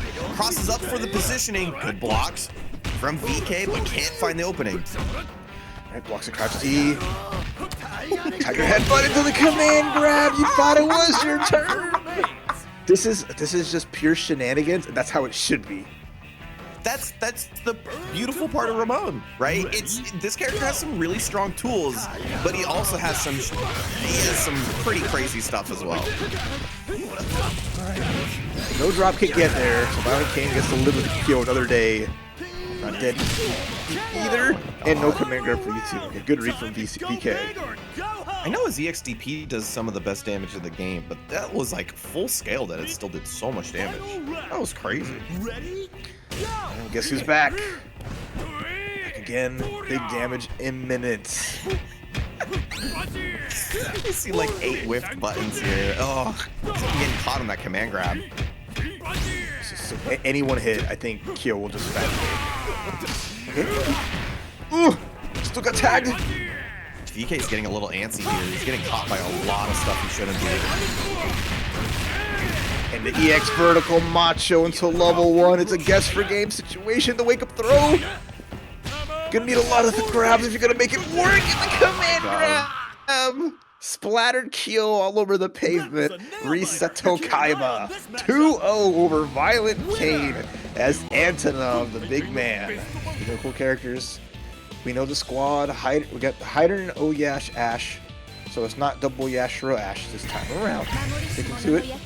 And Chizuru, Geese, Sylvie with the Chizuru as the leadoff, which I like against O.Yashiro. Don't bring Geese against O.Yash, who has a lot of tools that go through fireballs. Yeah, and can be a menace to really deal with from the air and the ground with those great buttons. So answering that with Chizuru against like the Yashiro is going to look real good here, I think, potentially for AlbaC. AlbaC. Yeah, there's a couple of really good buttons in this matchup that both the Yashiros have. 6B is one of them. You just saw it right there. It's nice and active. 2D also a pretty strong tool in there. Not because it's like got a fantastic hitbox, but because it has so many active frames with the double hit. He caught RINO twice, trying to get these command grabs out. Both the grounded version and Alba is there at the right range consistently. Yeah, I mean, this is the other part though, right? If you don't find those hits that lead you to close the gap, you're just playing at Chizuru's mercy. And it's what makes her one of the best characters in the game, right? She could just play that long-range play style up until she finds a clean hit, and then she runs mix really well. Again, early trade, catching the up back as well. There's no safe spot here. And the block too, the reads, AlbaC just at full out the gate, full speed. Yeah, this is quite possibly the fastest 2 rounds I have seen on RINO ever. Like, this guy is a fundamentally sound player. He is defensive-oriented by nature, and yet we saw 2 rounds dispatched from him instantaneously. And it's like, it's not just like a singular thing, it's all of the things. AlbaC is just reading the wake-ups, reading the counter pokes, putting RINO in a box in the corner and not letting him free. Yeah, and Ash is kind of a character that wants to play from a lead. He can play from a deficit a little bit, but 2 characters, not designed for this. It's going to take a lot of work if RINO makes this happen. Yeah. And then just the uppercut there with a OCV to kick things off. I don't think Chizuru lost more than half of a life bar across 3 characters. I will even go as far as say that is the quickest match I have ever seen versus RINO. Oh, yeah, straight to member select. I understand. It's like, you know what? Chizuru's kind of mean. Like, this is one of those players that is of an older generation, right? Like, you don't see this type of player anymore, where they sit back and whiff 2A to hold charge, and they just play at space for their far buttons. They're just kind of waiting for their moment. That's like, these players don't exist anymore. RINO is one of few, and it makes it really hard to play against. We just saw that lose horribly to the point where he said, I do not have the means to play Ash. It is a bet that I cannot have in this set. And we want that O.Yashiro as far away from Chizuru as possible. Keep me away, but look at that. Round start, immediate jump forward, getting the light punish, and RINO's already back in this corner here. Yeah, I know. And even Chizuru jump, right? Very floaty. It is a hard read when you jump like that. Heidern already feeling a lot better. Getting that Stormbringer, getting all the life back to a good spot. But AlbaC again, putting it on the corner. The Steve call out. Using nice long buttons here to cover that space that Chizuru normally has max control over. That 5CD is putting in work. Alright, more of those. A lot of guard gauge down too as well. So Alba's been playing a lot of bar here. Looking at a huge deficit, and RINO stabilizing. Yeah, I don't even mind that DP, right? Like, you're slightly negative on hit there, so you expect some sort of far B, far D, 5 CD there. But let's see it now. New character for Alba in the set. Yeah, I think Geese here does a great job, especially against the jump C, and then the advanced strike trying to catch. RINO just pressing anything away to happen to block, and now we're trying to get to spin the wheel. God, this character does such efficient damage, and then it turns into one of the best mix-ups in the game. Which way am I gonna jump at you? One more time for the round. Not enough. Catches the roll and cleans it up. This is why Heidern is one of the best characters in the game. And RINO really only one that really reps it, mostly in North American side. Yeah. Silent Hooper also as well. It's on the hot minute, but they're focused on light hits already. AlbaC once more just shoving RINO into a box. But RINO's been able to bust out of that box more often than not here. Very confident RB press there. But now we're dealing with the pressure. Guard bar gonna get recovered just a little bit now that he's out of the corner. Full bar here. Inside of Sylvie. Didn't take too much to get rid of Heidern at this point, but the back throw, sorry, forward throw, good spot here. And the catch out. Let's go. Spin the wheel. One more time. Where's it gonna land? And he gets incredibly efficient max mode damage. Nice block this time on the cross up. He's gone cross up nearly every single time. Okay, Farsi activation. He's trying to do something here, but RINO said, I'm out. Bye. Yeah, he tried to go for it. You might as well try to go for something, as it's been a tough game to RINO returns the favor. If this sets all OCVs, I'm gonna cry. This is a 3 out of 5. I don't need that in my life right now. This is supposed to be the top dogs, and they're both playing like so. But the back and forth is interesting because having like that much momentum on either side just out the gate is make it a very interesting matchup. Like I said, if the best players in the world can get OCV'd, you can too. It's just a fact of KOF. Take it and move on to the next game. Chizuru again, pressuring Heidern into the corner here, but RINO's been more comfortable playing from this position here. And AlbaC's taking a lot of damage, just trying to inch forward. Nice. Great EX Moon Slasher there. Finds the Stormbringer. This is the mix to save his life. Stays on the same side. Oh, absolutely gnarly left-right's been working out for RINO. Once again, taking care of the Chizuru. Yeah, this is RINO back in his element. Ash holding them back just a little bit here. And now AlbaC just looking like, you know, a shadow of his former self. But the Reppuken, no combo, sadly, too far away. He's had some pretty good counters there, but just hasn't been exactly what he needs versus the Heidern. And now in this corner here, it's tough. Already a lot of guard gauge lost. And then the crouch C, one of the fastest heavy buttons in the game from Heidern, taking away half your life off that quick confirm. Not only fast, but cancelable, great hitbox. That's a great Shatter Strike. Good attack on the level 2, too. Oh my god. That is way more damage than I expected out of that. Spending a lot of bar, not afraid to just bust it out.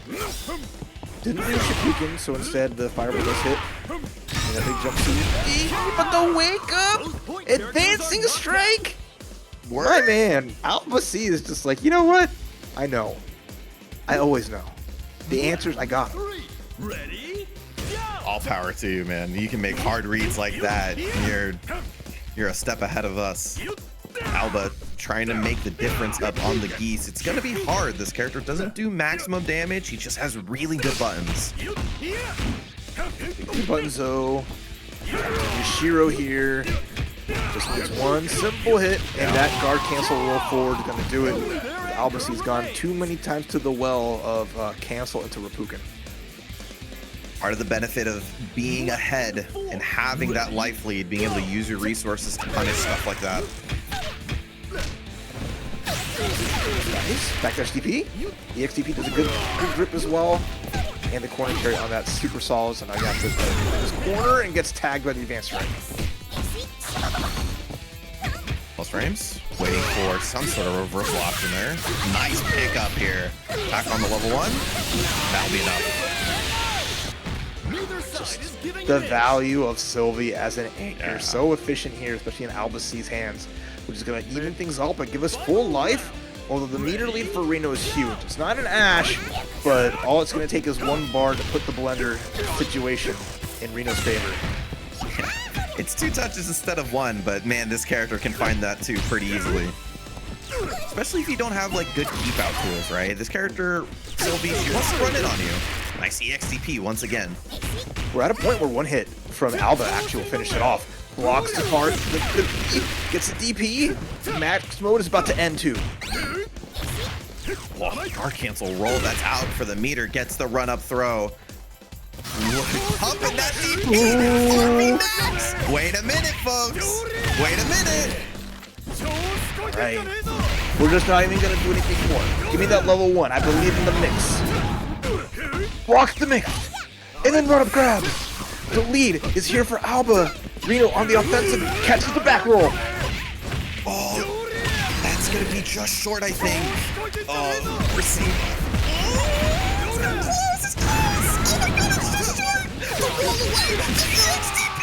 It's enough damage, and Alba saves the round at the last moment. And we're gonna need one more for Alba to move on to grand finals. This is a first to 3. Oh my god. My nails ain't gonna last this, biting them through.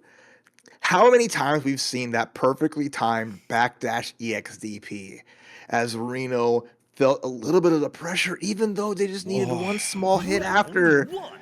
But again, the fact that Sylvie's damage is already stellar, but has one of the best EXDPs for damage. It worked out so well. If you ever sit down and go look at some of the damage numbers for EXDPs, you'll realize most of them do about a damage of a super. So if you can find them in anti-airs, they're usually pretty value for damage. Okay, once more, RINO's back in the box. A little tough spot here. Chizuru's feeling a little more flexible, more confident here, and trading back and forth. Yeah, it looks a little bit better than the first 2 versions of this matchup that we've seen. Can we stop getting trades, guys?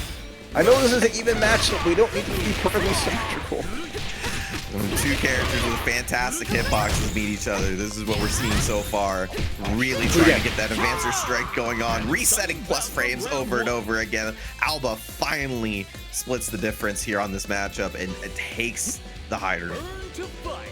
It's funny too, because like no one else is like putting the meter out there like Alba, just spending it constantly, getting it back, understanding the ebb and flow of managing meters so effectively.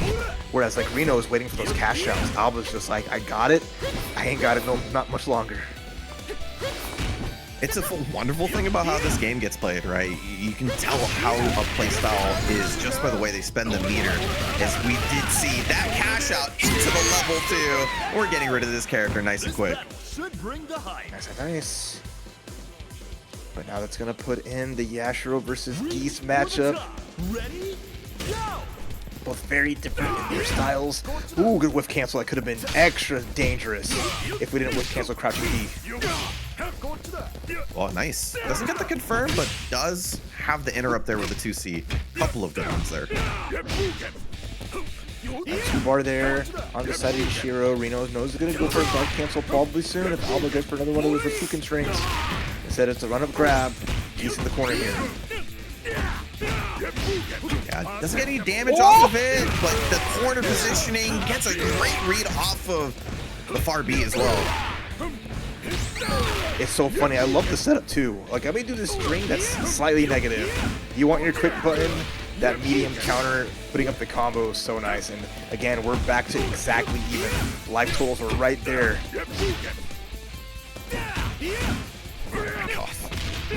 Yashiro 5CD just a little bit better than his counterparts. Oh, nice. He's been getting those quite a bit. As RINO has been, Alba has been canceling into that Rupukin often. And that's like, I think the second or third time this set alone we've seen the punish with the guard cancel roll. Yeah, Alba seems both committed to the bit though. Constantly gone forward, let it rip, and it's worked out. Now it's down to Sylvie again. RINO wants to take up his character, take us to a 2-2 game 5. Didn't find the combo, and the escape into the EXDP. If we can get rid of Yashiro now, it could be huge here for Alba to go into potential match win. Sparty there finds the throw afterwards and makes sure to get that character out of here pretty quick, getting the 300 life back and has most of his meter going into this final round. Ready? Go! This is gonna go down to the wire. The reaction EXDP, beautiful. Pushing him to the corner, doesn't get the crossover, but early damage to Alba. Oh, yeah, just got the throw after the roll. Guard cancel to create that space. The tension is palpable, Sammy. They're both waiting for the opportunity. Yeah, I was about to say, I mean, Sylvie's the only one that has specials to spend in neutral. Plus frames. Ooh. Waiting for RINO to jump.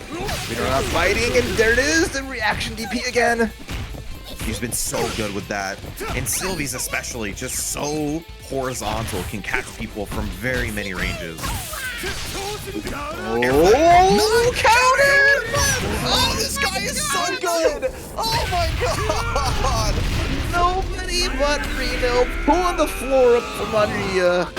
Planting her to the ground, but not enough to finish the job. Needs one more. Oh, gets the roll catch with the Farsi as he's done time and time again.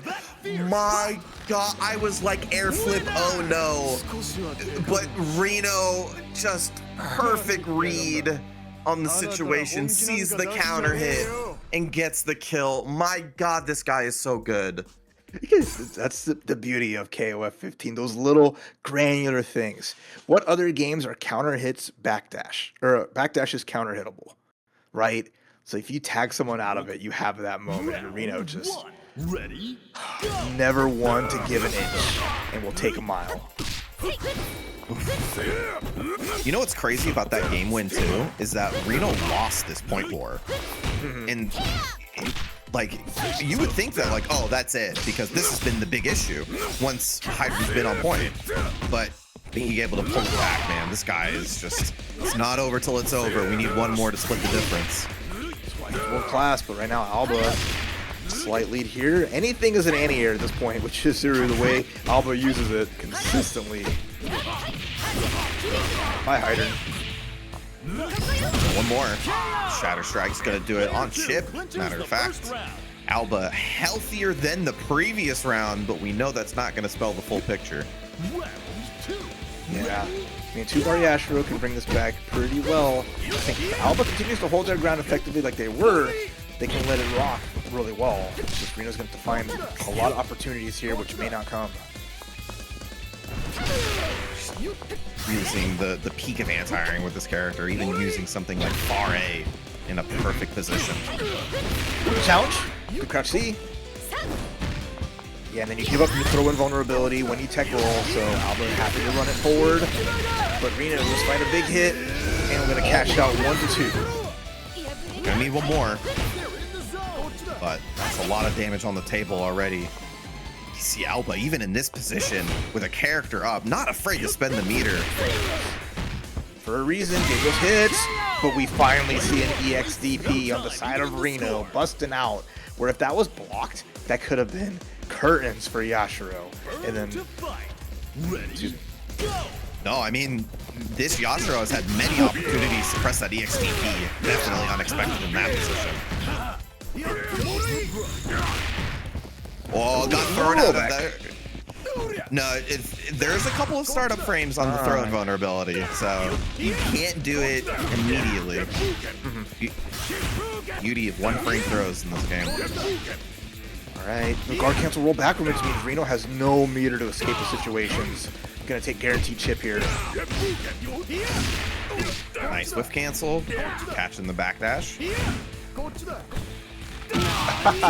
And I love it, running down with the grab, knowing that RINO is just trying to do anything to avoid chip, but you can't avoid a throw unless you tech it.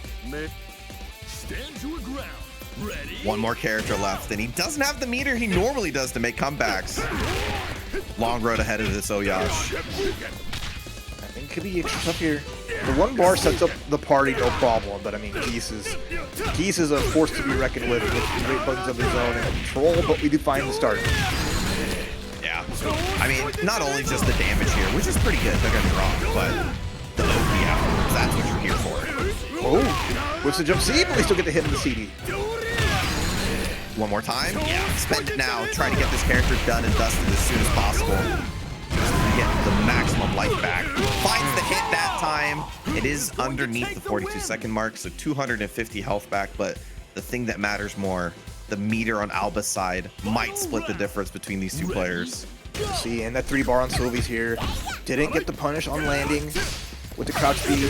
With the EXDP, just throwing it out there, it connects. 2-bar, one solid activation could be huge, but not fast enough to whip punish. Yeah, just gets an air flip. Guard bar's an issue. Oh, the whip punish! That time the flip didn't work out, but no kill. We dropped the combo. And he has to spend meter on the guard cancel blowback because the guard bar was so low. But it's a better situation for RINO overall. Alba has way less meter than he did before. PD though, to start, one more combo here. Can do it for Alba if AlbaC can find it. But RINO's not going to make it easy, and they have the one bar for the hard knockdown off the super if O.Yashiro finds the grab. Ooh. Oh my god, what a close C. They go back and punish. 5B can't activate here yet. Tozugeki. Oh no! He got hit! He got hit, so he got thrown full frames.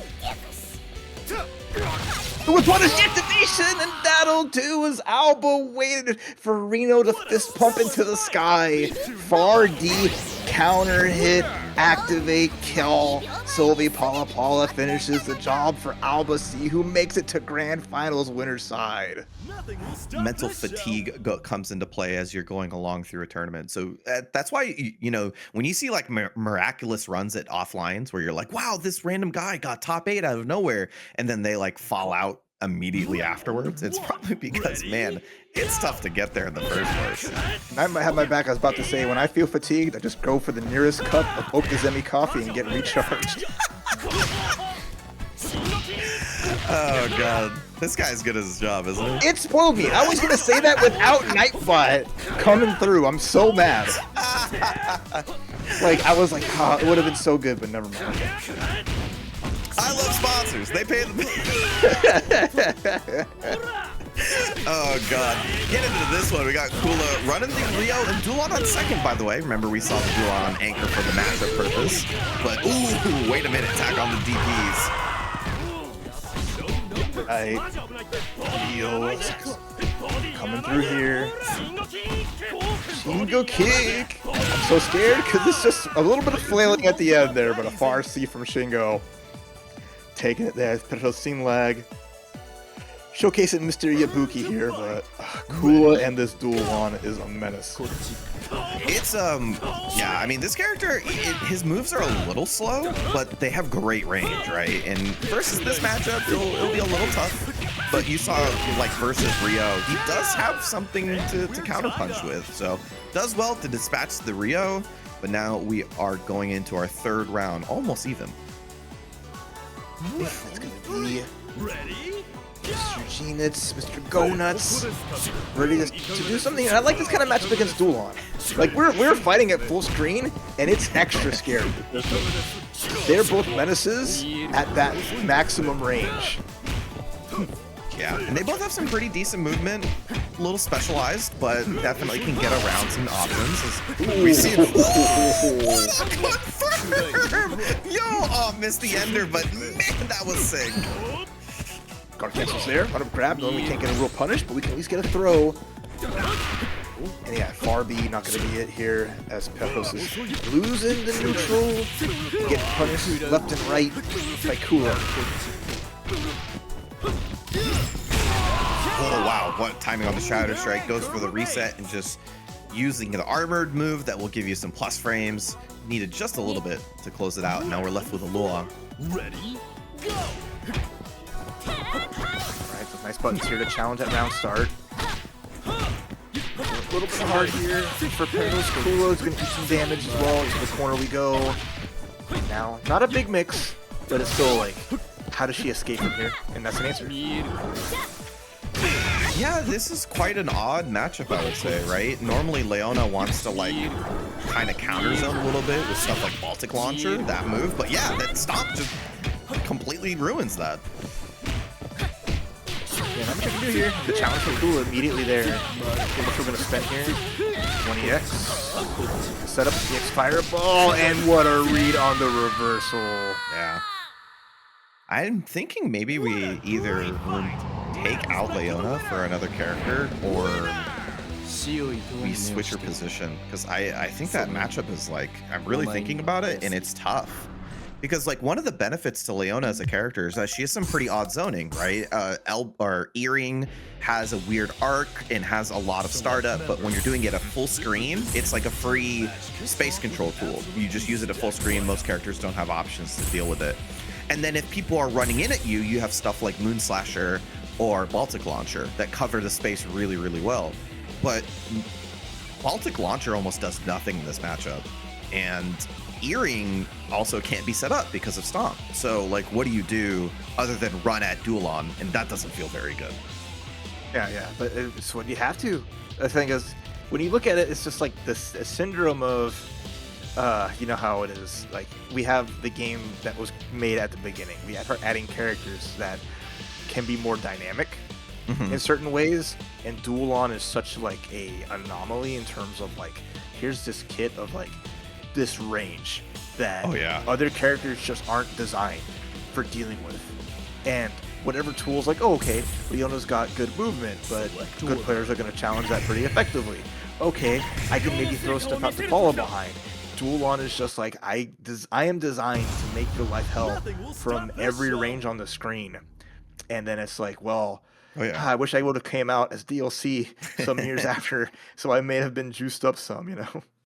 It's why I think whenever this character gets introduced into a King of Fighters, a lot of people want to play him because he just offers an extremely unique tool set in this series. Game 2 coming through. Mature is here, and we find the big with punish.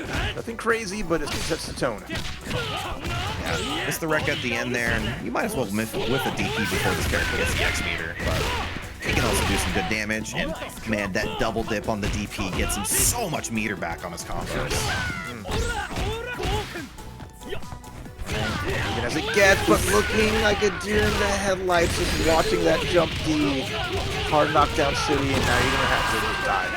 I'm about to say there might be a pixel there, but no, this man's got tree trunks for arms.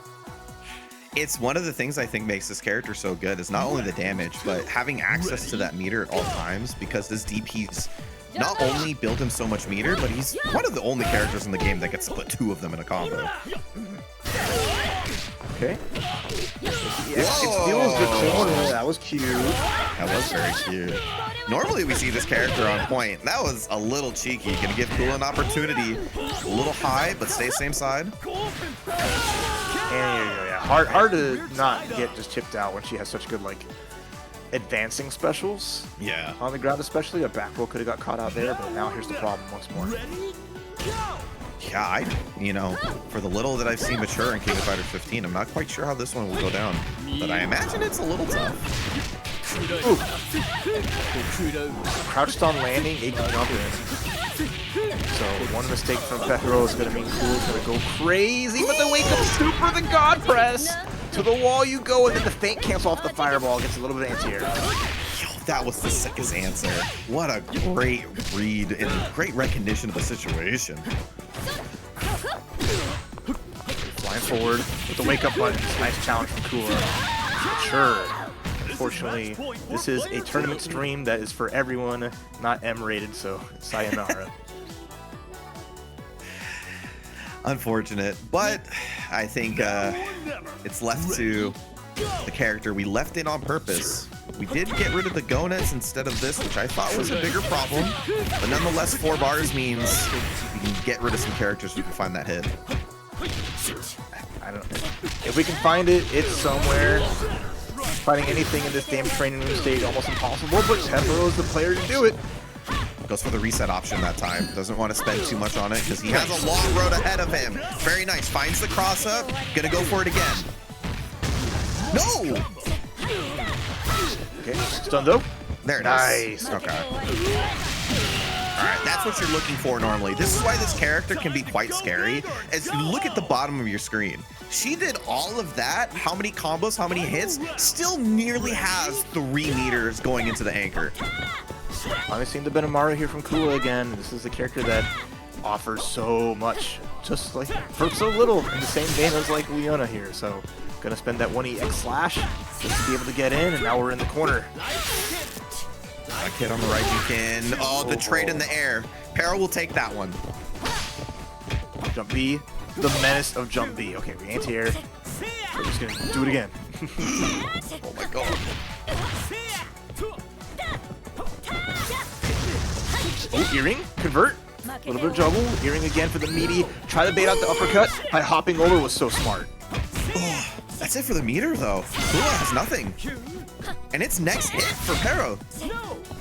He's looking for that Maximo confirm. Ooh, my light. He's looking for it. Those 2Bs, every one of those could be death. Ooh, nice up back. Nickel and dimes, make dollars here. But the whiff cancel for Kula brings him back in the game. Yeah, all these little trades actually gave Kula enough meter to work with here. Now it's just as scary for Perro. Gonna get the super. Is the XTP gonna be enough? Yes, it is! Gonna close it out with just enough meter and taking it on to losers finals. Having that one bar just means so much. You have such an easy hit confirm off of the shoot going into if that. it happens, could be interesting. The O.Yash into Dulan, I should say. All right, let's see.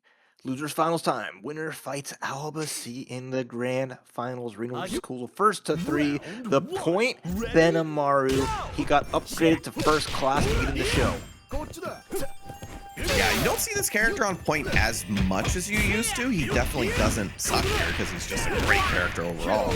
But he had a couple nerfs in the latest patch that made it harder to confirm into single EX combos.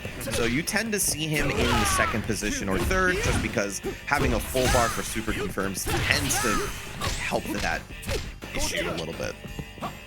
Speaking of shoes, we're just taking our kicks, taking the licks as RINO is finding a nice lead with just small hits here and there, staying at this preferred range against Kula and just happy to just be a frustrating opponent to fight against. Yeah, but I mean, in the meantime, he has a lot of stuff that makes it really annoying to play against. EI is just incredibly good. Raijinkin, when you don't have tools to guard cancel, is really annoying. And then once he builds that bar, he just has anything to confirm into good damage. That's the problem with just getting small hits, right? Sure, they add up little by little, but you need so much to actually make a difference. Where Kula was just like, hey, cool, hold this combo. Ready? Go! So it goes. Ooh, jumping it works. Catch shot already. Yeah, we want to go to the corner as soon as possible. Didn't have enough, wasn't quick enough to get the punish on the 2A, but still, nonetheless, Kula in a great position. Not letting him out of this corner. I think RINO is tired of having to be in a box. He has lived in this corner for all of top 3 so far, and he doesn't like it. Yeah, you're playing charge characters. Yeah, you gotta hold down back. Like, oh my goodness. Yeah, and we're seeing why this character can be good on point. Just that absolute control that this character has. A couple of extremely difficult tools to deal with. It's RINO now on this anchor, tried it on the guard cancel, looking for some sort of hit on this character. It's so hard. With just jump B, jump D, slash, standing normals as well. It is just like an ever encroaching wall. And that's just how it accepts Kula's playstyle very, very well. And you don't really see a lot of people who can match with RINO on that like far B game in that range, but Kula definitely one of few in the entire world who can even box with this guy in that space. We're forced to even do just a regular throw, so we don't get a hard knockdown from it. Kula just busting out. Hits the DP, has 1 bar, so next hit can finish the job here if they find it.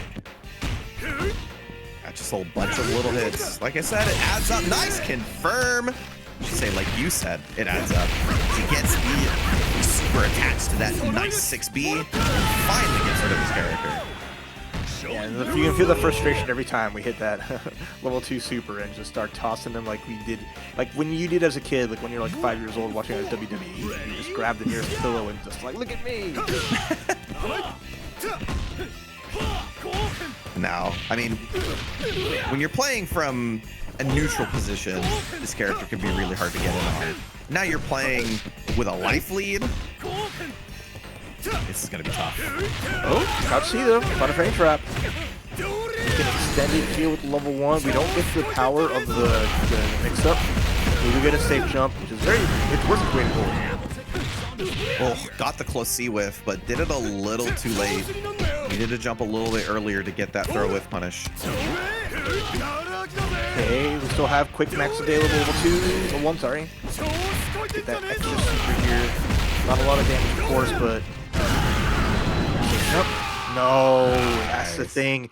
Rio, one of the characters with such a good DP that going for the cross-up setup leaves you susceptible to wake-up reversal if they get the cross-cut. So you typically would want to go for a safe jump against characters like him and Kyo that just have really good uppercuts, especially that can beat the cross-up.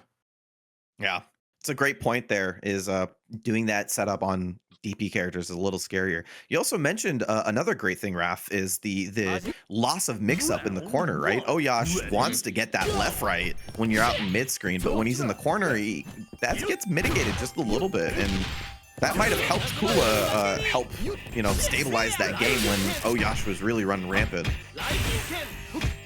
Yep. But at least we saw a true OCV there. It had to be the Rio to finish the cleanup, but Benimaru already in game number 2 going off with some strong antics here and using that bar to cement this big lead already. Yeah. Needs to now find that little hit, and you see RINO, or sorry, Kula, going through that poke space. Oh, mashing that roll on hit, just wants to get out of dodge in case he gets the opportunity. Okay, just no, literally a stop. I'm tired. No, you cannot. No! Fun not allowed as Benimaru takes down another one. Looking like game number 1 once again. Yeah, he's using that far D and far B extremely well. I mean, he's not even going for Raijinkins, which is what I normally think is the option for the wall. But he doesn't even want to commit that much when he's close enough to the opponent. He wants to keep it simple with the buttons. All we're seeing is from RINO is just these lights, just to try to keep Kula at bay, but all that's going to mean is you're going to take a quick EI, get kneed in the face. Once more, just into the box, we find the jump out. No combo though. You gotta do a specific corner combo. Didn't want to let it rip. Yeah, and even if you do know that combo, it's extremely hard because of the timing on charge. You can miss it at times, so I totally get it. Great extension there for that Maxima combo. Very good here from Kula, who's got all this room to work with. Yeah, and even if he takes this round, which is a if, when you have this position versus RINO, you've already ticked the timer down so much, you're not even going to recover life back. Oh no! The accidental activation, Sammy!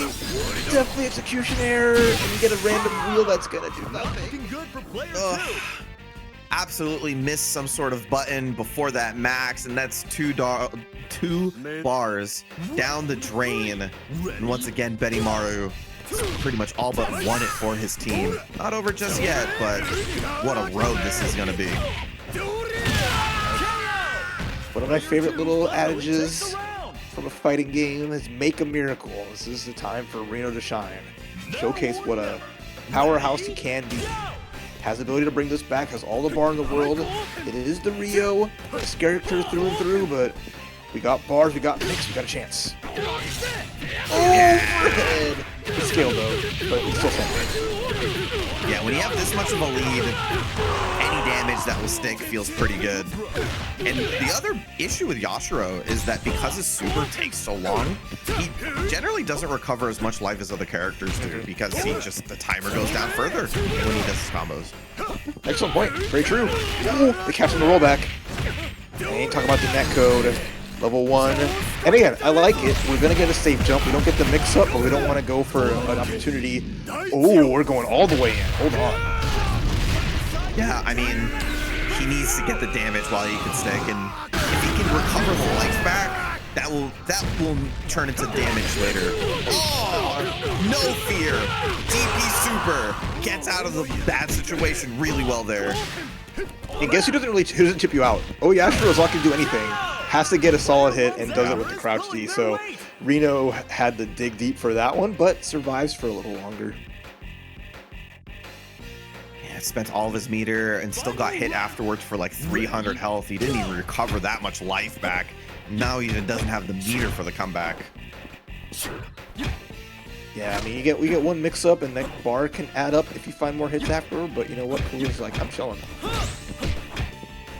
Yeah, and now he's got the 2 bars. Kula has a lot of things that can go into max mode, but instead spends it on the guard cancel blowback. Wants to play defensively here. Good anti-air there. One more of those. Should be able to finish it off here as RINO's not getting in anymore at this point. How do you not take incidental damage versus Luong? Like, it's just nearly impossible when he's at range.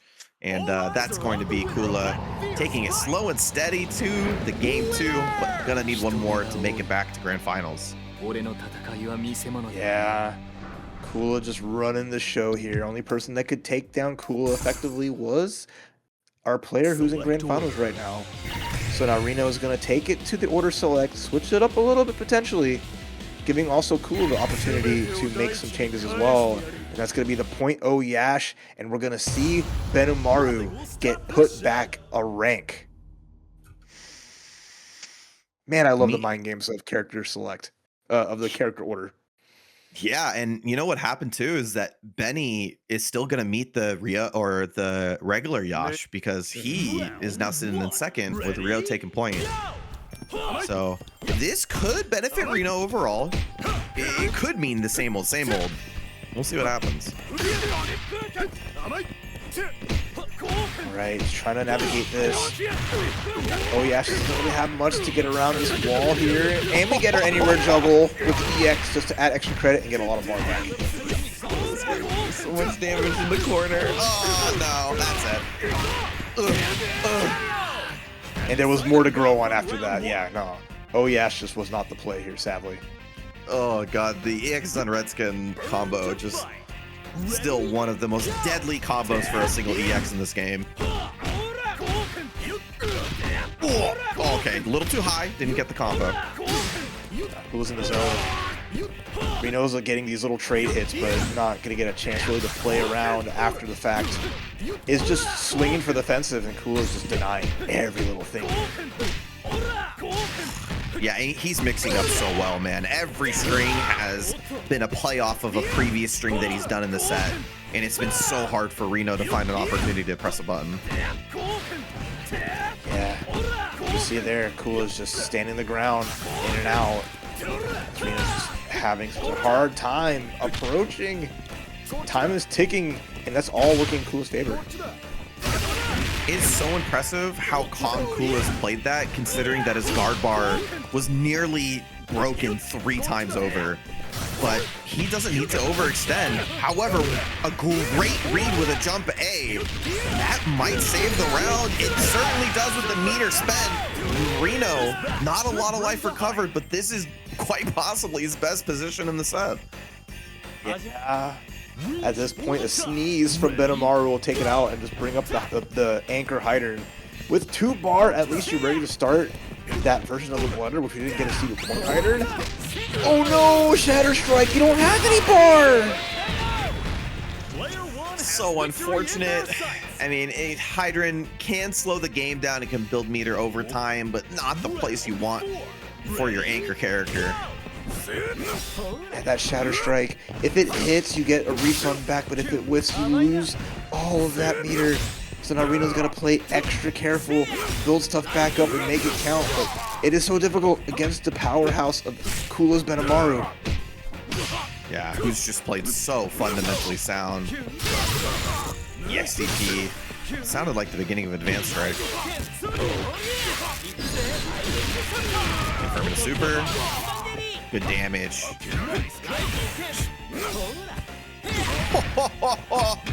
Even the punish with the roll into the throw. Kula just having every position ready and set. 3-0 over RINO. We have great space control. Geese, mentioned before, 6B, Palm, Reppuken, Shippuken also just cover those spaces extremely well. Sylvie with just running up, EX step ladder, or sorry, heavy step ladder, EX lightning. All of these things make it so difficult. So we'll see. 6 games though, versus possibly the biggest wall of the tournament. I don't know. We'll have this grand finals to decide who wins TNS KOF 15. Already kicking things off here for that grand finals is Kula. Finding that early hits, finding that early control. We're starting with the Geese Howard. No Chizuru point. Benimaru point here might be the change-up that Kula made from the winner's side fight, and already taking a huge start here. That momentum from losers finals carrying over, and she's able to finish off the Geese with that nice jump D. Maybe just feeling the Benimaru, but I also think that Benny doesn't mind Chizuru too much, not only having the DP, which is very nice, but extremely fast 2D, which is great for whiff punishing, thank you very much. And also the Raijinkin, which just is very active and covers the clones extremely well. Chizuru taking a beating as well here, as Kula's just not taking his foot off the gas pedal. Obviously not getting a chance to get a little something unless that with DP is a start, and we're gonna lock you out. No wake up DP for you. No specials available for a second here, so we're gonna have to hold all this. Yeah, a little bit of delay there. Alba looking for the wake-up option and doesn't find it. Kula's patience pays off dividends multiple times in a row, and looking for that OCV to start off this grand final set. I just love that as soon as like the lockout on specials ended, it was immediately DI. It was like, nope, I know what I want. And once I have it, you're gonna taste it. Looks Commander, the first one we see connect here for Kula tonight on stream. Sylvie stuck in this corner, but a counter hit. Nice confirm. Very nice confirm. Character that heavily benefited from the jump CD counter hit change. And yeah, great combo, by the way. Perfect damage to close it out. She looks like she's having so much fun when she XCPs. The opponent surely is not one of the highest damaging EXDPs in the game. Another great confirm until the drop combo, unfortunately. I assume you wanted double buttons there. Okay. Very, very low recovery DP though, so hard to, unless you're ready to go on there. But Sylvie finding some damage and helping to, at the very least, breathe some life into Alba for maybe the next game. Ooh, nice roll forward. What a read on the option there. Missed the double buttons. That was supposed to be EX on Redskin. Giving Alba a chance. Run up, block. Waiting to see if Kula lets it rip. Totsugeki. Both players are waiting for the other to make their move. Nice. Just gets that throw. Finds the timing on the jump in. Kula's found a couple of those with the jump D from Rio, and has a strong emphasis on this set already. Takes the first one. Yeah, nice from Kula, excuse me, who just made the right calls in those spots. As we saw, like Alba fishing for a lot of, going for a lot of the lows all throughout that matchup between Rio. So all Kula needed to do was wait for a second there to find the jump in, get the whip punish, and kick things off. But now that Alba's got a little momentum from playing the Sylvie and getting readjusted, we'll see how game 2 plays out. I don't think it's going to be such a washout from the Benimaru early on, but only time will tell. Yeah, I mean, I think that the matchup here might matter quite a bit, because I don't think the Chizuru matchup is very good for her into Benimaru. But Geese has really struggled to find a footing. I mean, generally speaking, Benimaru has faster buttons, even if they have slightly shorter range. But you can see that if you press them in good preemptive positions, that they can beat out Geese, even at range. Back in, nothing to be scared about. Kula with almost a perfect. Just runs right over Geese once more, and this is so far the Kula show. Yeah, I think until we balance the difference versus the Benimaru, it might be the Kula show for the time being. Max range crouch beat punish on the roll forward. No movement, no gap is not going to go unpunished here, as Kula is just content on making all the right calls every which way.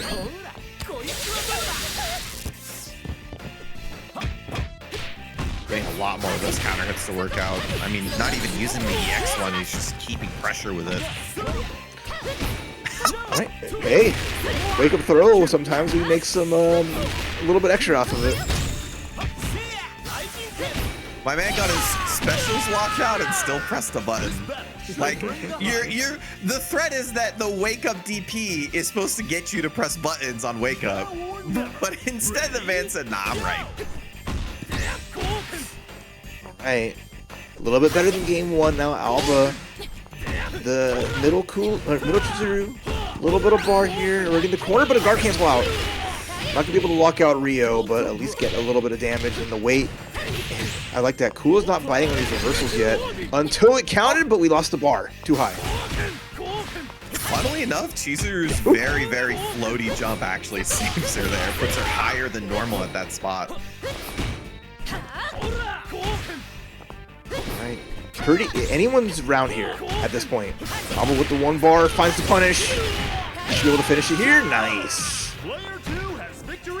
One too many parries, and you cannot cancel the parry, the medium parry, or high parry, how you want to call it, unless it actually parries a move. Yeah, I mean, I think the game plan somehow worked out way better in this game, and that just feels like the story of Alba, just making the right decisions at the right time despite the adversity. Nice confirm, by the way.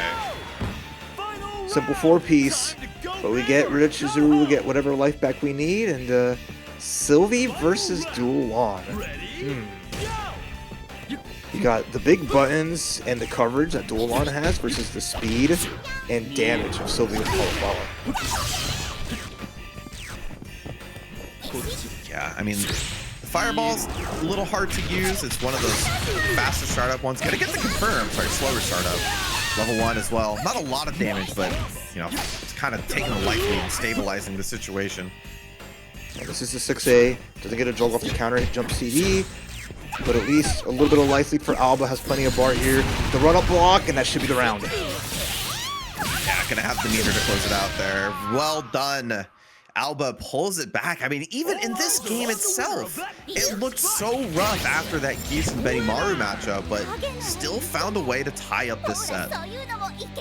Yeah, again, a game of momentum, right? Even with the character down, you still got 2 healthy ones to go, and once Chizuru found her way forward, helped turn that around really, really well. And then the Sylvie, I think, was a fun matchup there, because like pressing the buttons at the right timings, where like even like the crouching C from Kula was getting hit out, just because it take a little bit to reach her, and then the value of like those counter hit jump CDs, as well as getting around some of the things from Luong looked good. But let's see how Kula adjusts in game 3. Really? Rio's the one that got pulled out? I mean, I feel like it comparatively didn't pull the weight, I think, as much as you would have liked. So I can understand that in the sense of, we're going to reset this match in just a second, I think. But like, you look at it, right? Outside of like game 1, getting to do a little bit to close out, game 2, it was just like, hey, my timings are being answered really well, and I'm not able to play this approach game or build a wall because there's a player that is very good at their approach. So like that defense that Rio would offer you wasn't really just there. So opting for something, hey, I want a firewall that goes full screen. I get the command grab for that extra layer on offense, and then just I think better buttons for the range that Kula will be playing at in this match. Yeah. Oh boy. Okay, that's why. I was like, what's happening? But that seems to be the issue. So yeah. While we get that reset for y'all, sorry about that. Yeah, I totally agree.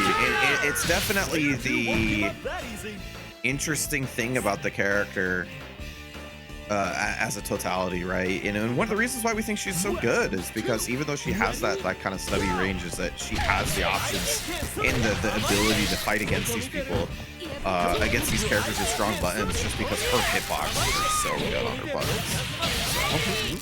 So, for sure. That's like a lot of, at least on the side of Alba. Oh, I see. Alba accidentally picked Benimaru. That makes sense. I'm dumb. I was thinking I saw Benimaru. I was like, oh, that's cool as Benimaru. Nope, never mind. Yeah, you cannot switch characters unless you lose a round.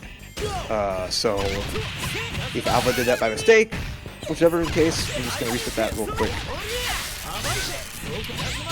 Yeah, unfortunate. So yeah, the way that it works generally in King of Fighters is that if your opponent order selects, you also have the opportunity to order select as well, because it's hidden until you choose. So generally speaking, like, you can do either or, but you only get to character select on loss. So even if you, and then if you go to character select, however, that means you do naturally go into order This is select. part of the rotating games that may happen on the weekends. Ready? Go! Yeah, make sure you're always keeping a track of the schedule on TNS because there's always something good on the Saturdays. All right, here we go. Game number 3, 1-1 here between Alba and Kula. As right now, Kula's Benimaru is actually getting hit by Geese. We've upgraded from the first 2 games. I would say Alba was icing him out, but he won game 2. Even though Geese got some hits in, I don't feel like this Geese is very much long for this world. Thank you, Mika-chan Typhoon, for the $1.69 XD. Keeping on the bit, I love it. Keeping the situation at bay. Kula doing once again to get rid of that Geese. Yeah, got a couple more hits than last time, but doesn't speak for much here as Chizuru once again has to pull the weight. Right now, yeah, Kula's just back in that comfort zone. Yeah, we're put against the wall, but it's A-okay. Although with a 2-bar, it can be a lot here with Chizuru. She can find some great damage in the walkout, but the walk back, nice from Kula to get the punish. Yeesh. Yeah, and Kula's just made some really good defensive reads there. Happened in game 1 and now happening in game 3 as he once again has a great lead. What a confirm! Oh, this man's so good. Okay, avoid the stun, but I mean, damage is almost already done. And EX getting stuff too means Kula is now up with a big lead. The Benimaru is looking healthy. And Sylvie's the last shot here, looking like game 1. Not over till it's over. Not with this guy. 81 cents, bro. You got more pocket change than that, Asian. Please. No, look at the nice number. Look at the meme number. We have the meme number now. Oh, okay. My bad. I'm not a zoomer enough. My bad, bro. I'm not either, but I knew the intention.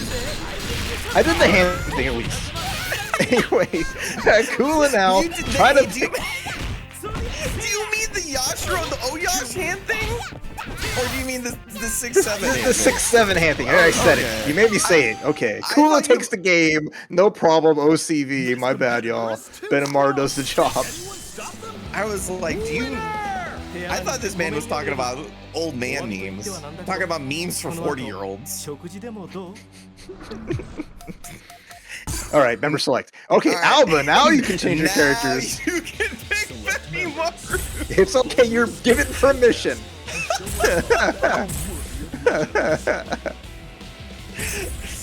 Oh, man. All right, well, we took like 10 minutes to get here, but we're here. Look who it is! Sammy, what a surprise! I cannot believe that the Benimaru mirror is coming into play. There you go. If we can have one meme, why can't we have 2? This is more my speed, okay? That's a very nice donation. Thank you. Back in my day, we had 1 meme in the 60 numbers. We had 1 and we liked it. Oh, okay. Alba already whipping a DP, but Kula with not a big punish. Alba playing a little too fast and loose for my taste here as Kula is in full control. Yeah, I don't think Geese is a bad character. I just think it's kind of tough against Benny. The character has decent range and his buttons are generally a little faster, so it's just kind of hard, especially after the 2D nerf. It's just a really hard button to implement versus this character. So we're kind of in the slop house here in this current mirror match, and it's just been little trades back and forth, and it's fine. That's how mirror match should be. We all have the same tools here, and we're using them at the exact same time and almost the same way. KOF is a game that sometimes lets you end up in the mud. It's just the way that it goes. And I mean, for all of the misconfirms and kind of scrambly moments, Alba was the one who came out on top. Okay, good switch, huh? So far, so good. Ready? Go! This is Kula's original switch. We haven't seen the Iori yet. What a jump in, though. Jump B, a menace of a button. It's absolutely frightening what you're getting the value off here. As you see Alba so comfortable. Nice. Just backs up afterwards, doesn't overextend. Rolls away from the cross-up as well. He's very active on defense. Okay. Back roll gets punished, though. EX for extra credit. And the roll forward once more. Kula not ready to punish and gets punished for the stand B. EXDP gonna close it out, and through all of that movement, making Kula chase him down, finds the right hit. And now Benimaru, a different Benimaru, threatening the OCV. Ready?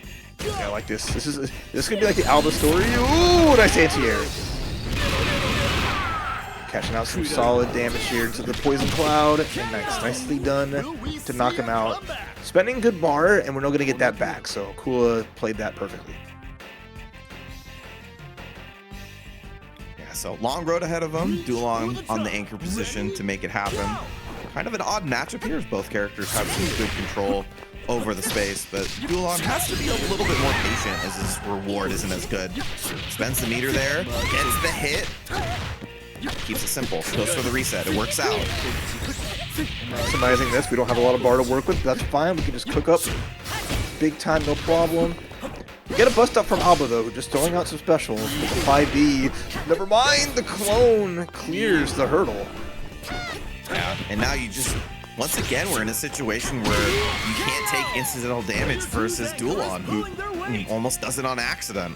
And now we're at the anchor war, and Duolong's done his job. However, problem child is an understatement for this character. What a run under on round start, though. Jump forward CD getting called out, getting tired of getting hit by that button. Nice roll this time, guessed the right direction. It's Kula. Fighting some small hits again. Level 1 though. He's gonna get punished for it, and the damage is gonna be astronomical if we hit this combo. Just missed the cancel. That came out a little too late, and look at the damage on the punish. Still has the meter lead as well to confirm off the counter to JCD. And we are tied up 2-2. One more for Alba to take the tournament. One more for Kula for the reset. The recovery on that super was so insane. Like, I know on block it's hella unsafe, but the amount of lag that it takes to come out, and then just the recovery on top of that. I think not even a slower character than Sylvie could have cleared that and gotten up close. But just seeing her zoom from a full screen, just zapping up forward and just finding that hit, oh, not at all how Kula wanted that to go. Yeah, I mean, not only whiff that, but also get like basically the best starter you can get on that is so tough. And we see the Rio back up. Interesting. Yeah, because at the same time, like, you know, Iori didn't really get a chance to do much either, so I guess we're just flip-flopping at that point. But hey, a little bit of flip-flopping. It's KOF style, right? We would like to jump around. Yeah, I feel like a lot of the players nowadays have like a 4 or 5 character roster, you know? So it definitely is not too surprising in the sense, but we've seen the Duolong now lifted from the anchor position. He's been there since Kula switched him in like winter semis or something like that. Hey, don't want to put it up. You don't want Duolong to have maximum face time against Sylvie. But so far, what punish is coming out really well from Kula in a firm controlled situation so far. And now trading sweeps back and forth. I love it. And one of the best sweeps in the game on Benimaru, you'll see that a little often, is, yeah, it becomes a pinnacle of his footsies. We got a nice hit here. Kula understanding the whiff really well and takes a nice life lead. Hey, the air-to-air Raijinkin from Kula gets a quick kill on Alba's Benimaru, so damage is already big time, and we've seen how well Kula has taken over games where his Benimaru just gets an early big win. Yeah, I said this, I think it was game 2, where I said that the Chizuru Benny matchup can be quite difficult for the Chizuru at times because of nice active buttons and Raijinkin being really strong. But he did come up with the 2-character comeback on Chizuru, so it's definitely possible. Yeah, a little bit of damage is a good start. Gets a reset 2, advancing strike actually connects, hard knockdown, and then a respectful just jump forward. Oh, right through the EXDP. And if it's gonna happen, it's starting to happen right now. Makes a decent comeback on this character. Now we're going to the Duolong versus Chizuru matchup once again. Oh, quick light kick as we saw the run up this again from Kula. dashing forward, but is getting blessed by the clones. Finds the wake-up grab. And the punish as well in the forward roll. Very nice. Yeah, it just goes up for this EX Fireball setup there. Pressure, guard cancel, rolls out of it. Nice check on the 6B as well. Another anti-air will be excellent here from Kula. Not too much to be really worried about. And there it is. We'll take that trade any day of the week. Yeah, I've been trading with that pretty consistently, and that's a couple of times now that the trades led to the duel on win. Now Alba on the anchor character once again. All right, can we do it with the Sylvie against two healthy characters? Gets the throw, duel on already in this corner. And the spacing you see from Alba, just waiting to see, hey, I'm going to stay out of range for your super, so if you're pumping it, you're going to have to do a little bit better than that. But the run-up, though! Yeah, gonna get the hit here. Does it spend the meter? Oh, no, it does on the reset. I was actually quite surprised and say same side. Oh, big call-out with the run-up. Doesn't quite work out, though, for Alba, who's losing a lot of life here. One more combo from Kula. Can get this reset. There it is. Yeah, just not in the correct range for the jump C. Great jump in, but what's even greater is a full grand finals reset. Mad respect to the winner. All right, now Kula bringing Alba down to the loser side. A fresh set with potential fresh characters. Anything goes here at this point, and we're going to see it character select once again. Yeah, maybe just getting a... Yeah, it looks like we're getting a score reset on the board. That's appreciated.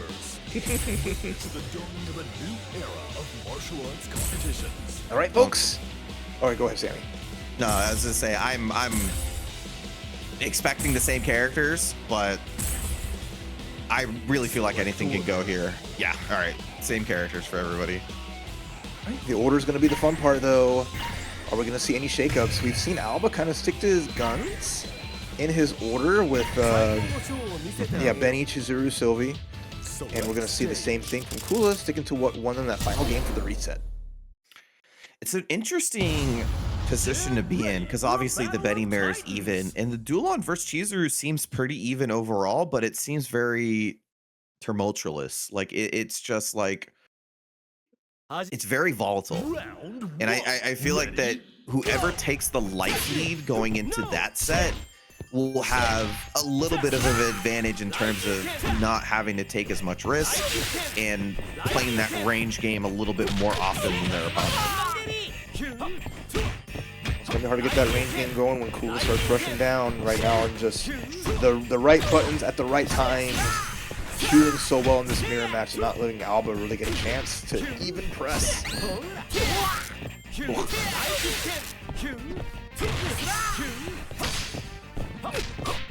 Chance. Gonna get a hit here. Keeps it meterless for now. Doesn't have too much to work with to begin with, but...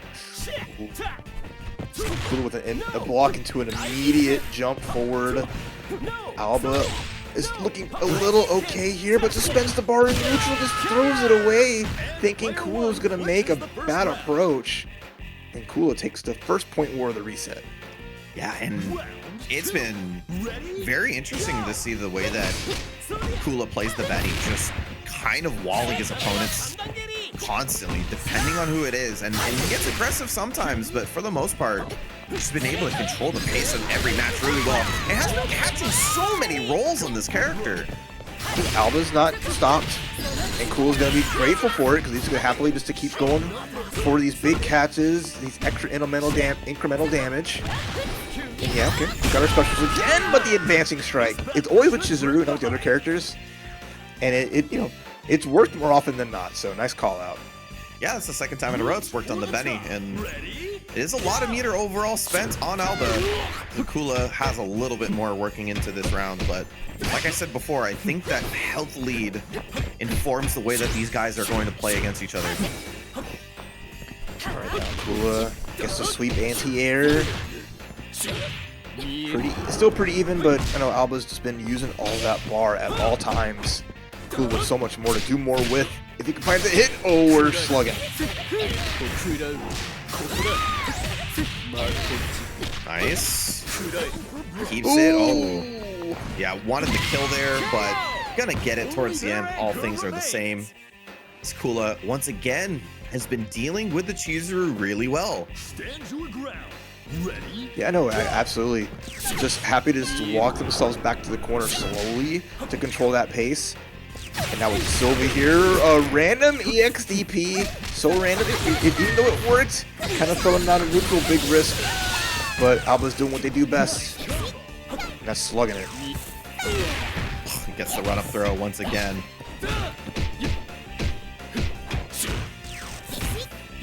Tries to chase down there. There's not a lot of meter to work with though, but that will help for sure. A meterless kill, even building some of it going into the final round. Right. And back to the Rio coming out here as the anchor with 3 bars. Ready to see, I need a big punch in my life. I have not seen one, and I've been fiending for one all night. Do it. Oh, yeah. Fine. Oh my god. I guess level 2 fireball's okay. It's such good damage for a level 1, level 2 cancel. I mean, that was 600 for hitting a DP. Oh, almost. Yeah, it's true. And a firm lead here. One more combo from Kula will do the job. Good anti-air. Overhead blocks. Ooh. He's getting extra spooky here. CD works. Small punish. Oh no! Oh no. This combo does so much damage. He's half a bar away from winning. And he has the EXDP ready. It goes so horizontal. Kula cannot jump easily. See, brought the buffer.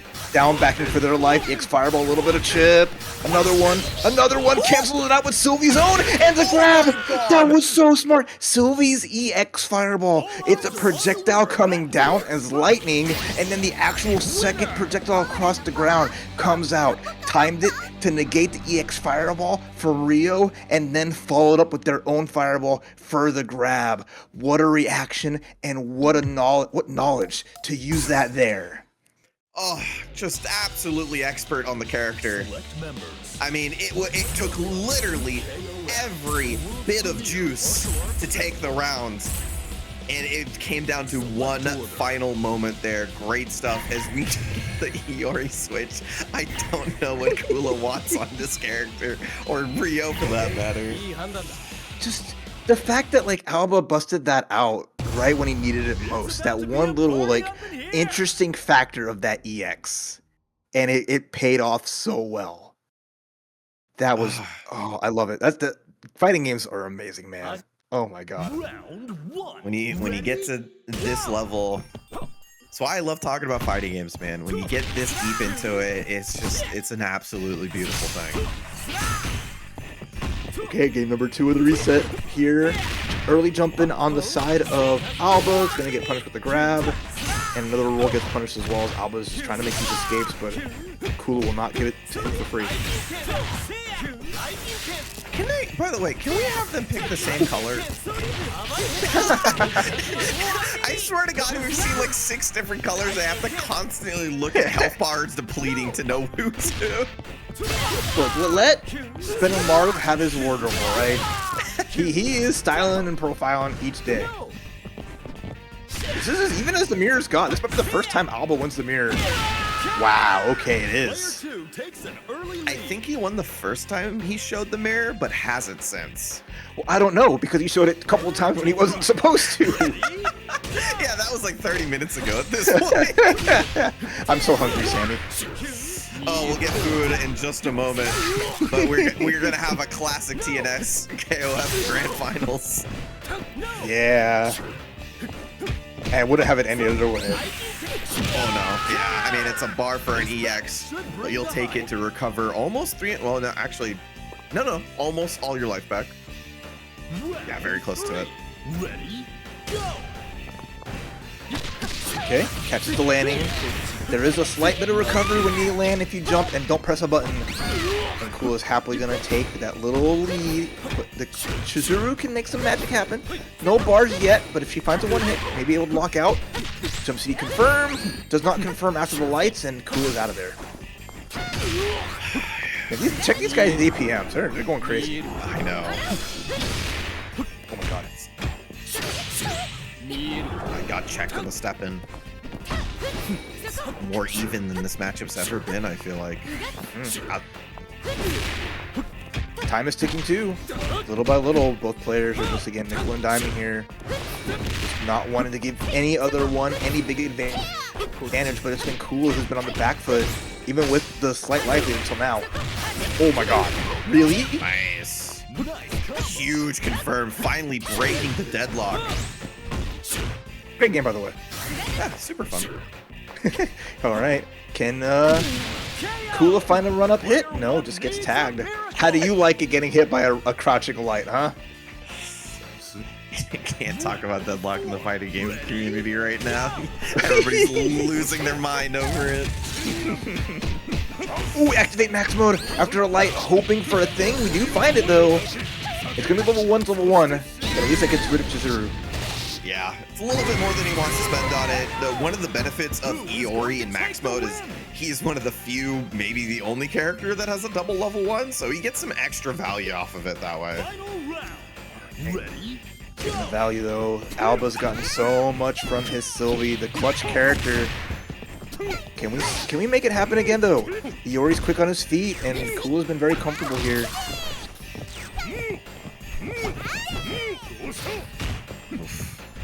I mean, he has the meter lead, so you can talk about it as like having a little bit more damage on the board. You just need to get it to stick on the health bar. Finds the level 1 confirmed. Stop rolling away! It's not gonna work out for you! As Kula, time and time again, has to teach Alba this lesson.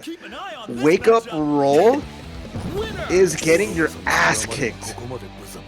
It is not an option that has worked out often. I, in fact, would say he's probably lost more characters than he's saved with it, but Kula ties it up 1-1, and I think for the first time in a long time, we just get we go back to fight again. We just get to go to the next game. And we know game 5 imminent now. That's how it is. Ready? Go! No! But Not over alright. till it's over. Game number 3, early DP from Kula, back in the Benimaru.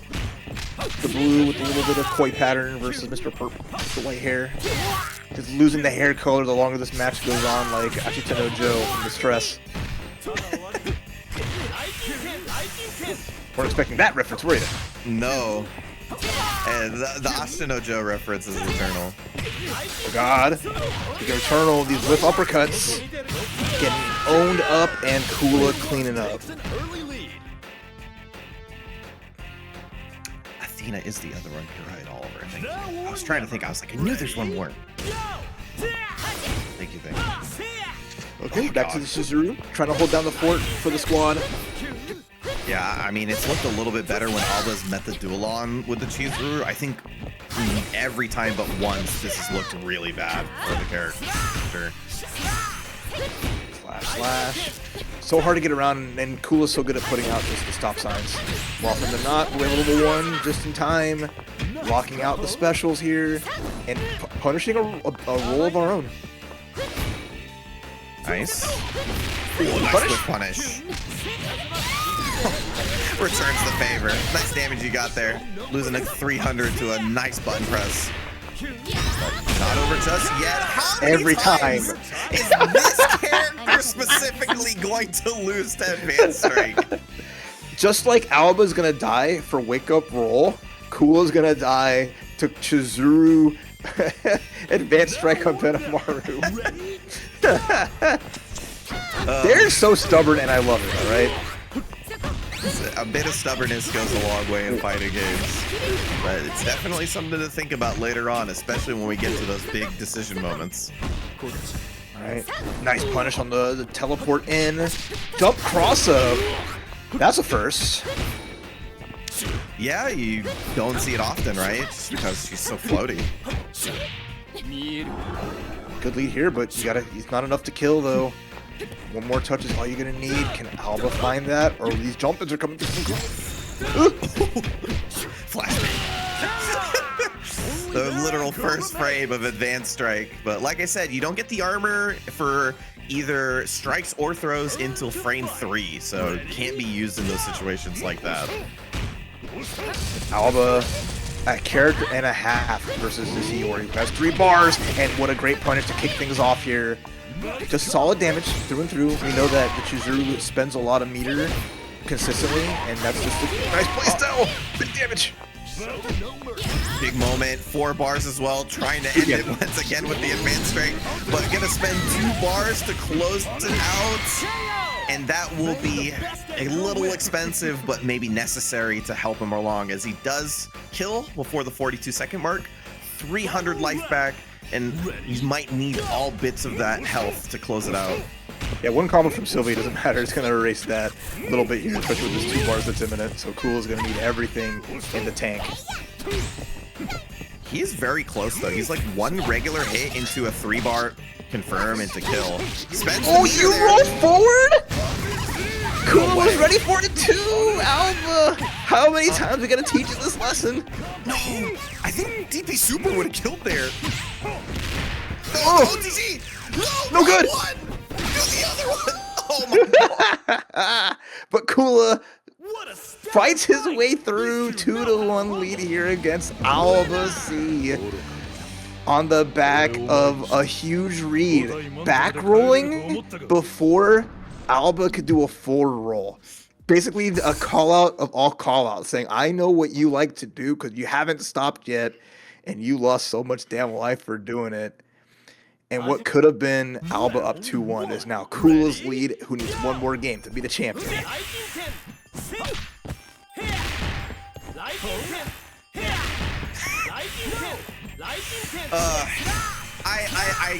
I get the sentiment for trying to roll EX Raijinkin, or sorry, Air Raijinkin, but like, God, it's such a good tool. It's not worth trying to approach it.